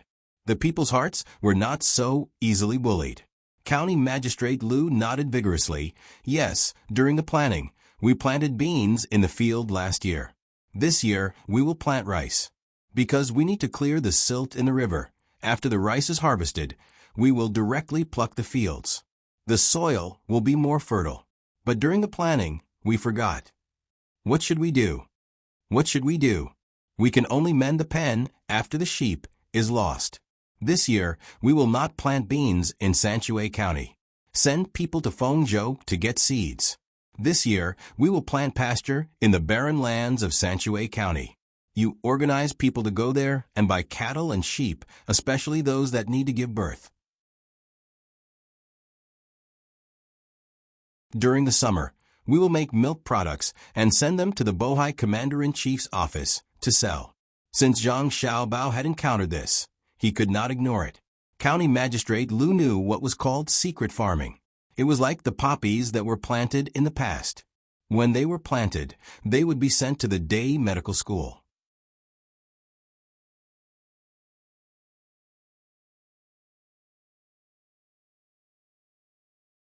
Chapter 868. It's still okay in the county this year. In winter, every village has a boiler room and every family uses heating. Some villages with a small population have moved out and built big houses outside. In winter, the off-season vegetables are not selling as well as before. The main reason is that there are more and more people who know how to grow vegetables. The biggest taxpayer is still at the docks. The river channel has been expanded to both sides. They also specially found shrimp and fish to raise in the river channel. Every once in a while, they will get stuck in the net. Before the new year, 2 pavilions collapsed due to heavy snow. The people in charge of maintenance have been arrested. Fortunately, they were not crushed to death. This matter is not tolerated. Due to the inconvenience of the road, the children in the school drank soy milk continuously for 45 days and only returned to fresh milk 2 days ago. The roast chicken and duck sold in Zhuangzi have become the specialty of the county. Last year, we paid a lot of taxes. Last year's snow was heavy. This year's development will probably be affected. I'm worried that the turn of the river channel will be washed ashore. Decent people have reinforced it. The poultry farm has done a good job of blocking and preventing diseases. There are more than 450,000 chickens and ducks. County Magistrate Lu followed beside Zhang Xiaobao and reported the county's work to Zhang Xiaobao. Zhang Xiaobao occasionally asked a few questions. Every time he asked, County Magistrate Lu would answer smoothly. The group of people who came with the Tuju listened and were surprised and envious. Secret Service K had heard Mo Jillian's introduction of Sanxue County. At that time, it was almost unbelievable. How could a county's development be comparable to a province's? Now that he heard and saw it, he knew that Mo Jillian had said too little. He was even more envious of County Magistrate Lu's detailed introduction of the data. If there was such a capable person in his tribe, why would he be blocked by the great Tang Dynasty a few years ago? Zhang Xiaobao was satisfied. He also praised County Magistrate Lu. It was considered that he approved of his position as County Magistrate. Otherwise, he would have taken him down immediately. Xiao Bei had also been a county magistrate and was in the same line as County Magistrate Lu.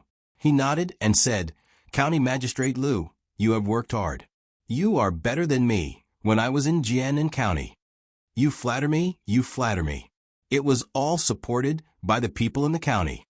As long as the county made a decision that was beneficial to the county, a small portion of the people would be willing to suffer losses to support it. For example, last autumn, when there was a shortage of medicinal herbs, they were going to choose a fertile land to plant herbs in. At that time, they chose Two Rivers Beach Village. There used to be 2 rivers flowing through the village, so the soil was strong. When the idea came out, the entire village of 115 households, 720 people, no one complained. Within 3 days, the entire village moved. Without their efforts, there would not be Sanxue County today. County Magistrate Lu hurriedly spoke modestly. Although Xiao Bei was young, he did not dare to belittle him. How's the water transportation? Zhang Xiaobao asked casually. It's about the same as before, but fewer boxed meals are being sold on both sides of the river. Ever since the introduction of canned food, many foreigners don't like to eat boxed meals from our county and bring their own canned food. This year, I plan to hire some chefs from other places and expand the service station so that everyone can find their favorite dishes. County Magistrate Lu answered without any hesitation. What about salt and oil? Zhang Xiaobao was not surprised that County Magistrate Lu was familiar with the affairs of the county, like Mo Jillian and others. For him, it was normal to know these things. It would be abnormal if he did not know. To be able to be the county magistrate of Sanxue County, he must have the ability. He then asked about the necessities of life. The price of salt has decreased slightly, mainly because there are more places to dry salt. The manufacturing of ships is also more advanced. The profit of selling salt has not changed. The quantity has increased by 20%, so the price has decreased by 20%. As for oil, the price of soybean oil and rapeseed oil has increased slightly. One is that there are more livestock, so there is more lard, so the locals like to eat lard more. The other is that the people south of the Yellow River like to eat vegetable oil. Most of it is shipped and sold there, so the taxes have increased. It's better to eat vegetable oil as much as possible. I will write a notice later, saying that eating too much lard is not good for health. No, I will say that lard can be made into wax. Keep more of it and try to sell it to the areas where there is less lard to lower the price of vegetable oil. Zhang Xiaobao was afraid that more people would get cardiovascular disease if they ate too much lard. He wanted to mention it in the county, but he was afraid that because of his words, there would be more market for vegetable oil and the price would be pushed to a higher position. Therefore, he could only take a roundabout way. County Magistrate Lu nodded repeatedly. Okay, I will remember it. I will talk about it later. After the beginning of spring, the price of garlic has increased a lot. It has doubled the usual price. Should we find a good place to plant more garlic? Garlic has increased? How did it increase? Did it increase all at once or little by little? At this time, Wang Wan, who had been silent at the side, suddenly asked. Zhang Xiaobao also wanted to know. He knew that people at this time liked to eat garlic. Many people asked if there was any garlic when they went to a restaurant. If there was, they would go in and eat without turning around. It was said that garlic and meat were delicious when chewed together. He didn't think so. He only knew that it tasted good when eaten with sausages. County Magistrate Lu thought for a while and replied, "It has increased twice. The first time was just after the New Year, and the price increased by 30%. The second time was a few days ago, and the price suddenly increased by 2 times. It is said that the places where garlic is produced were bought by big businessmen. It is estimated that the price will increase again. The people in Sanshui County are more prudent, and there is no panic buying. I heard that the price of garlic in other places is higher. As long as there is garlic, it will be sold out immediately. I don't know what happened. I always feel that someone is doing it deliberately, but I can't think of a way." Zhang Xiaobao nodded and said, "County Magistrate Lu, go do your work. We will walk and watch. We won't disturb you." County Magistrate Lu acted like he was pardoned and obediently stepped aside. When Zhang Xiaobao and the others walked away, he raised his sleeve to wipe the sweat on his forehead and said to the Yamen runner beside him, "I was scared to death. Fortunately, I didn't relax. The young master of the Zhang family is really amazing. He can even find a lot of errors in the data. If we randomly check the data, he will definitely find the problem. It will feel like he has never left the county." The Yamen runners also looked admiring. Song Yang, who was still a Yamen runner and became the new arrester, said with a smile, "Sir, young Master Zhang is certainly not ordinary.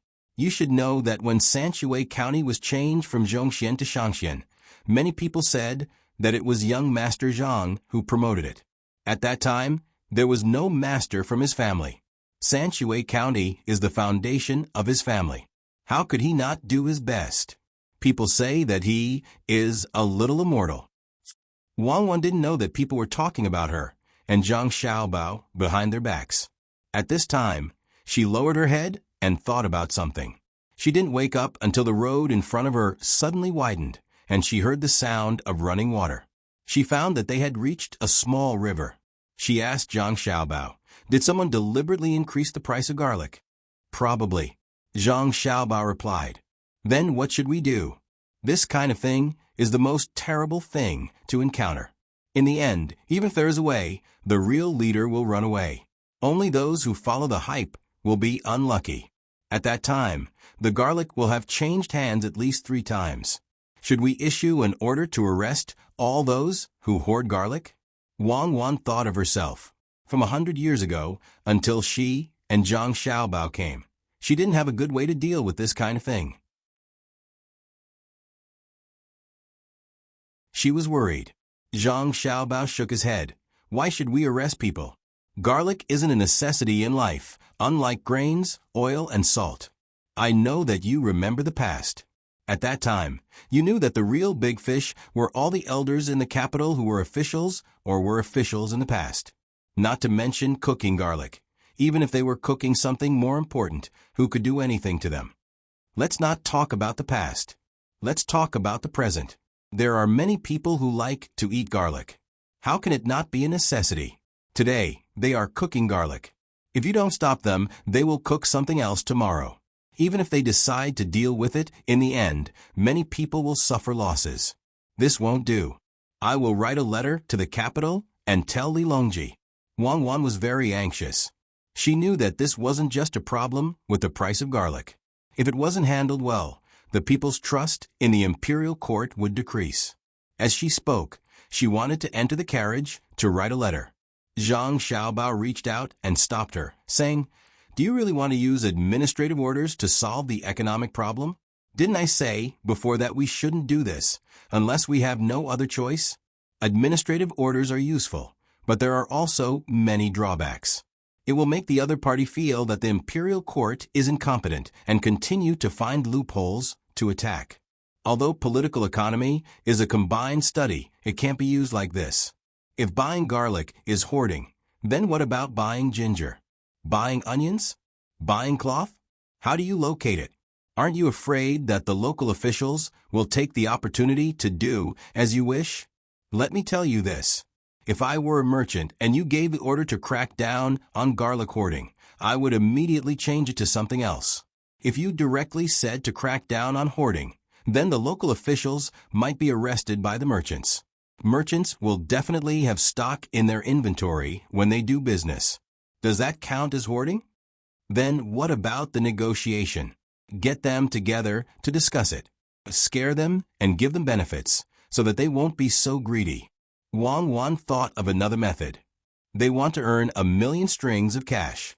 After you negotiate with them, even if you scare them, they will earn less. They won't say anything and will endure it. When the garlic is harvested next year, they won't accept it and will try their best to lower the price. Every industry has its own rules. Who would dare to casually accept it? What will happen to the people who grow the garlic? This kind of thing will backfire. Then, won't you negotiate with them again? Don't you find it embarrassing? If they ask you, what do you mean? If you can't sell it at a high price or low price, wouldn't it be better to send officials to do business? Your imperial court will set whatever price you want. What do you think the consequences will be? Zhang Xiaobao analyzed the situation for Wang Wan and asked. Wang Wan held back her anger and thought, it will become a purely planned economy.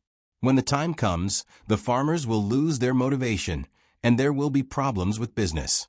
After all, people who are good at business usually don't become officials.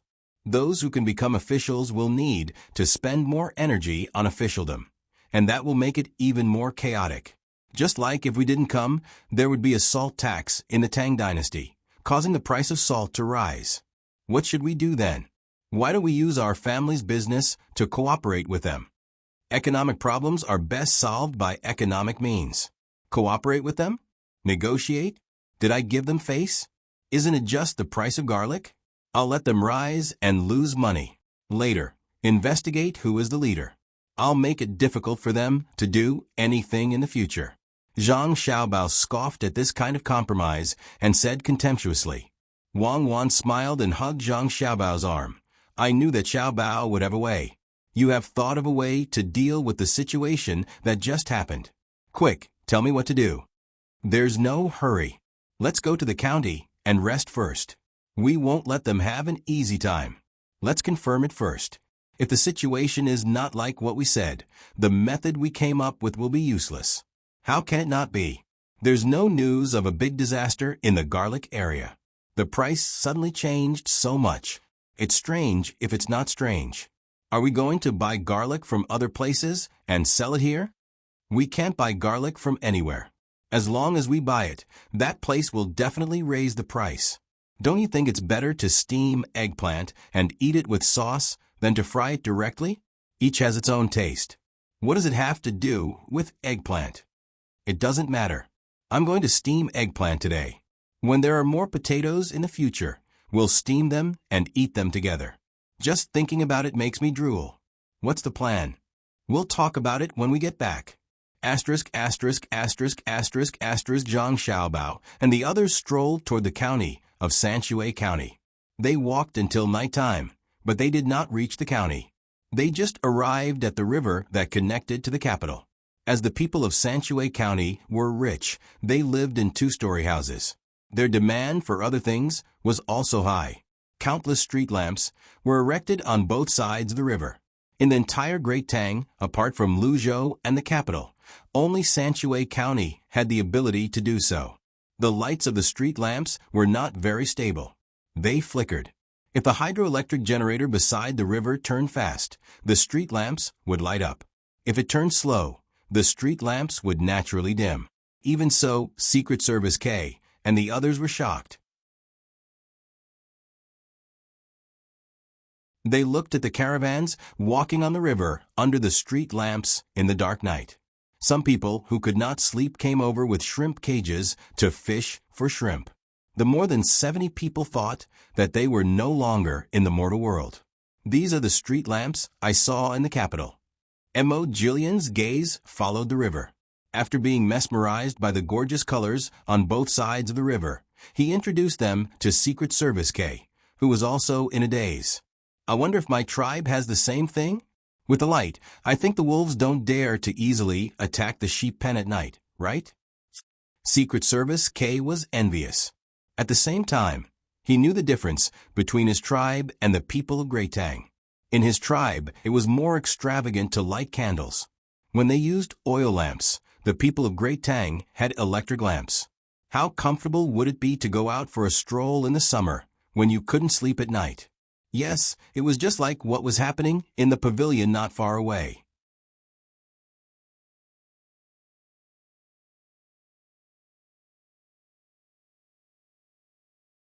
Chapter 869. Zhang Juling, who had been promoted to Assistant Minister of the Ministry of Revenue, was leisurely sitting in front of his desk. He held a glass of warm orange juice in his hands. It was said that the Bebe Juicing Group was worried that the spring would lack nutrients, so it was specially provided by the central government. The Bebe Juicing Group was located in a 40-square-meter room on the corner of the third floor of the Savant's restaurant. Zhang Juling's mind was not on the juice. A memorial had just been sent to him. It was about the recent price increase of a certain commodity. The price of garlic in Hunan province had skyrocketed, and the person in charge of the investigation had sent a report that was uncertain of the extent of the damage. In the past, the Ministry of Revenue had rarely paid attention to the changes in the price of these goods. However, starting from 5 years ago, people began to pay attention to it. Once the new assistant minister took office, Zhang Juling, he began to strengthen the collection of information in this area. Li Longji was also very supportive of Zhang Xiaobao's decision. After witnessing Zhang Xiaobao's terrifying methods, he was afraid that someone would learn from him. Hunan Province Wind Logistics Group? The name is Wind. How can logistics affect the price of garlic? Aren't they in charge of transportation? Zhang Juling could not think of how a logistics company could affect a certain commodity. He read the contents again.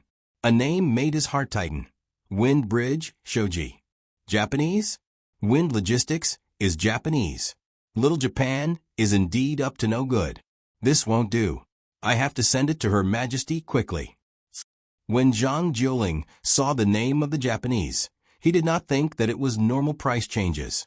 He raised his head and drank the juice in his glass. His stomach felt warm. He organized the memorial and hurriedly walked to a nearby room. As soon as he entered the room, Zhang Juling reported to an old man who was half lying on a chair with a worried expression. Old minister, it's not good. Someone is going to make a move on Tang's garlic. Old minister was referring to Wang Bei. He was in his 70s and his body was still healthy. Every 10 years, there would be a professional medical staff to check on him. He did not care about the trivial matters. Only when something serious happened would he be called. At this time, he was reading a book written by Zhang Xiaobao. Deliberately leaving financial management loopholes is a temptation for financial personnel. He rocked his chair and savored it carefully. He felt that it was very reasonable, especially the sentence, those who are in a financial management environment with opportunities for corruption for a long time will easily grow old. Suddenly hearing Zhang Juling's voice, the old minister was startled. He turned his head and looked at Zhang Juling. His eyes were full of doubts. Attack the garlic. How to use magic. Could it be that he had to beat up the garlic? Beat the garlic cloves into a paste? Are there dumplings for lunch today? Io, my old minister, don't think about eating anymore. The price of garlic has increased abnormally. It has already doubled. Hurry up and think of a way. We can't let it continue to increase. Otherwise, we won't be able to find garlic to eat dumplings. In Zhang Juling's eyes, Wang Bei was no longer steady, but slow. Wang Bei's squinted eyes suddenly opened, and his face became serious. He nodded and said, "Yes, there must be a reason for the price fluctuation of any product. If we lead it to good, it will be a blessing for the people. If we lead it to evil, it will be a disaster for the people. We must investigate. Let me take a look." Zhang Juling hurriedly passed the memorial to Wang Bei. Wang Bei carefully looked at it. When he read from beginning to end, he suddenly said, "Oh, wind logistics, the problem lies with them. What are you waiting for? Arrest him. Arrest Fengqiao Shoji and ask him what his intentions are." "Ah, arrest? Old minister, why should we arrest him?" Zhang Juling did not expect Wang Bei to arrest him immediately. "Why? Just because you suspect that he is disrupting the price?" Wang Bei replied. Zhang Juling shook his head. "Old minister, that won't do. If we arrest him without evidence, won't the merchants be disappointed? Can't our great Tang tolerate a Japanese merchant? Can't the price of all goods be increased in the future? That's not the case. Hurry up and find evidence." Wang Bei also thought of this problem. Once we find the evidence, won't the price of garlic increase by 10 times? The people who should be lost have already been lost. Even if we kill him, it's useless. We can't take the money he earned and ask each and every one of them who bought garlic, right? Zhang Juling did not care if they could arrest Fengqiao Shoji or not. He was thinking about how many people would be lost from the beginning to the end. Wang Bei thought for a while and said, "Yes, arresting him is not the goal. Once the matter is out of control, even if we arrest him and settle the matter, it will only mean that we have failed in our duties. A good fighter will not have outstanding achievements. We have to eliminate the threat before it sprouts. We don't want to wait until many people are lost before we stand out to settle the matter. We don't want that kind of credit. What we want is to make people unable to see the credit. It is like an abyss, calm and not majestic." "Old minister, that's what I mean. I don't want to wait until the matter is out of control and then suppress the credit. Zhang Xiaobao and Wang Wan will despise me," Zhang Juling said excitedly. He remembered what Zhang Xiaobao had done in Jili province. There were many people who wanted to take advantage of Jilin province, but they didn't have to wait for the real action. Zhang Xiaobao easily controlled the other party. When he was scheming against people, it was not obvious. It was not as obvious as when other officials put out a riot in a place. But if you think about it carefully, you will find that the whole northern Hebei province was very reassuring. They felt that as long as Zhang Xiaobao and Li Shiqiang were there, nothing would happen. This was the real way to rule a country. While Zhang Juling was thinking about things, Wang Bei had already dressed up. He drank a big mouthful of tea and pulled Zhang Juling out of the room. This is an important matter to discuss with His Majesty. If they succeed this time, they will do it again. Do they think that there is no one in Tang? In Xingqing Palace, Li Longji, Empress Wang, and Wu Huifei were enjoying the flowers together. They were all wild flowers dug from the mountains. Few of them were blooming. Most of them only had green leaves, and some of them had buds. The small buds could only be seen very close. Beside Wu Huifei was Princess Taiwa. It was not clear whether she was the one that Wang Wan and Zhang Xiaobao talked about, but the various things that Wang Wan said did not happen now. Princess Taiwa was very cute. Li Jun and Pan who were older than her, were very curious and always wanted to touch her. Empress Wang was naturally the pair of twins, Jun and Pan who were in her arms. Before the new year, they were sent back by Zhongwang clan. They had not left for more than a month. One reason was that Empress Wang kept a tight watch on the harem. It was not easy for someone to hurt the two children. The other reason was that Wu Huifei was not in the mood to fight with Empress Wang now. Wu Huifei knew that as long as Zhang Xiaobao and Wang Wan did not fall, she would not have any hope of winning against Empress Wang. But how difficult would it be to make them fall? Last time, when they were playing in the lake, even the emperor had tacitly acknowledged the existence of the two people in the Tang Empire. Li Longji enjoyed the peace in the harem. He looked at his children for a while, then at his two women, and finally at the wild flowers. These wild flowers are like the people in the world. They will not wither unless there is a drought. They will not die unless there is a flood. Why do the dynasties change? Compared to the drought and flood, the government is fiercer. I know. As long as there is a way to live, they will not rebel. Because Li Jun did not grow up in the harem and rarely came back, she did not have many scruples when speaking. When she heard her father speak, she immediately continued the conversation. Li Longji happily looked at his 3-year-old son and praised, "Junior really knows a lot." That's right, as long as there is a path to survival, no one is willing to rebel. To be able to force them into a dead end, the person in charge is definitely not simple. Come, let Daddy hug you. Li Jun ran to Li Longji and opened her arms for him to hug. She took out the crushed baked potato chips from her small bag and stuffed them into Li Longji's mouth. "Father, eat the chips." Li Longji recognized the chips immediately and muttered, "When I wanted to eat them." He wrote back saying that there was no more. "Where did you get them now? A year's salary penalty is too light." "Father, Grandpa Zhang said that next year, no, this year, there will be a lot of chips." "Is that true?" Li Jun did not understand what her father meant by a year's salary penalty. She only wanted to eat chips every day. It's true. Apart from chips, there are more good things. There are rare treasures overseas, and there is a greater threat. Li Longji began to think about the powerful country that Zhang Xiaobao mentioned. A hint of worry could be seen on his face. Your Majesty, bad news. Someone is making a move against Tang." Li Longji, who was enjoying the peace of his family, did not have time to suppress the worry in his mind when Wang Bei's shout suddenly rang from outside. The old man was not stopped. He brought Zhang Juling directly into the courtyard of Xingqing Palace. He was sweating profusely from the rush. Li Longji shuddered. His expression changed slightly as he asked anxiously, "Did they attack? Did Lu Zhou send the news? How many gunships did they lose? Do they still have the will to resist?" "They're attacking? Gunships? Your Majesty, who's attacking? Did the Zhang family and the Wang family rebel? Did they send gunships to the capital?" Wang Bei was confused. He followed the topic and asked. Only then did Li Longji realize that it was not that country. He heaved a long sigh and waved his hand. No one's rebelling. Tell me in detail what Minister Wang said about making a move against Tang. Servants, give him a seat. A palace maid brought a stool and let Wang Bei sit on it.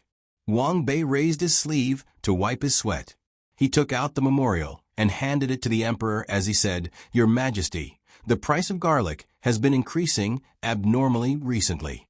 I'm afraid that someone is deliberately raising the price. Please investigate this matter thoroughly." Japanese? Wind logistics? What's your concern?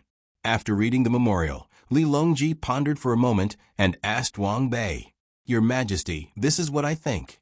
Wang Bei told the emperor about the matter he discussed with Zhang Juling. There were speculations and concerns, but there was no way to solve it. Li Longji listened quietly. When Wang Bei finished, he thought for a while and said, "What Minister Wang said is correct.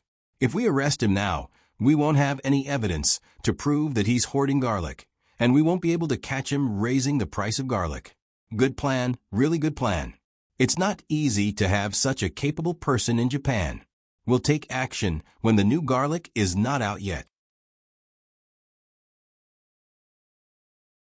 By the time we find the evidence, the disaster will have already happened. Minister Wang, do you have a solution? Your Majesty, this subject can't think of a solution. Why don't we gather all the officials to discuss this matter so that we won't delay too much and suffer more losses? Wang Bei helplessly replied. He really didn't have a solution. Li Longji also thought so. Soon, a few important officials were gathered. They looked at the memorial and admired Feng Xiao Shoji for coming up with such a solution. Li Linfu narrowed his eyes and pondered. Wind Logistics' solution broadened his horizons. Logistics was naturally responsible for transporting goods, and there was a guarantee of compensation. Generally, logistics would want to lower the compensation price so that even if there was a problem, they wouldn't suffer too much loss. Wind Logistics was special. They offered 3 times the compensation according to the goods themselves. At the same time, they extended the review period of the compensation. The compensation would be paid within 3 months. The shipping price was also very low, half of other logistics. They also used the limited number of vehicles as an excuse to selectively accept orders. The orders they accepted were all for transporting garlic. In the end, not long after the garlic was transported, they told the owner that the goods were lost, and they were willing to pay 3 times the compensation. Therefore, the people who lost the goods were not angry. Instead, they were very happy. This was more profitable than directly transporting the goods and selling them. It was like a meat pie falling from the sky. After the first batch of garlic was lost, the people who collected the garlic found a good way to make money. They began to collect large amounts of garlic and let Wind Logistics transport it.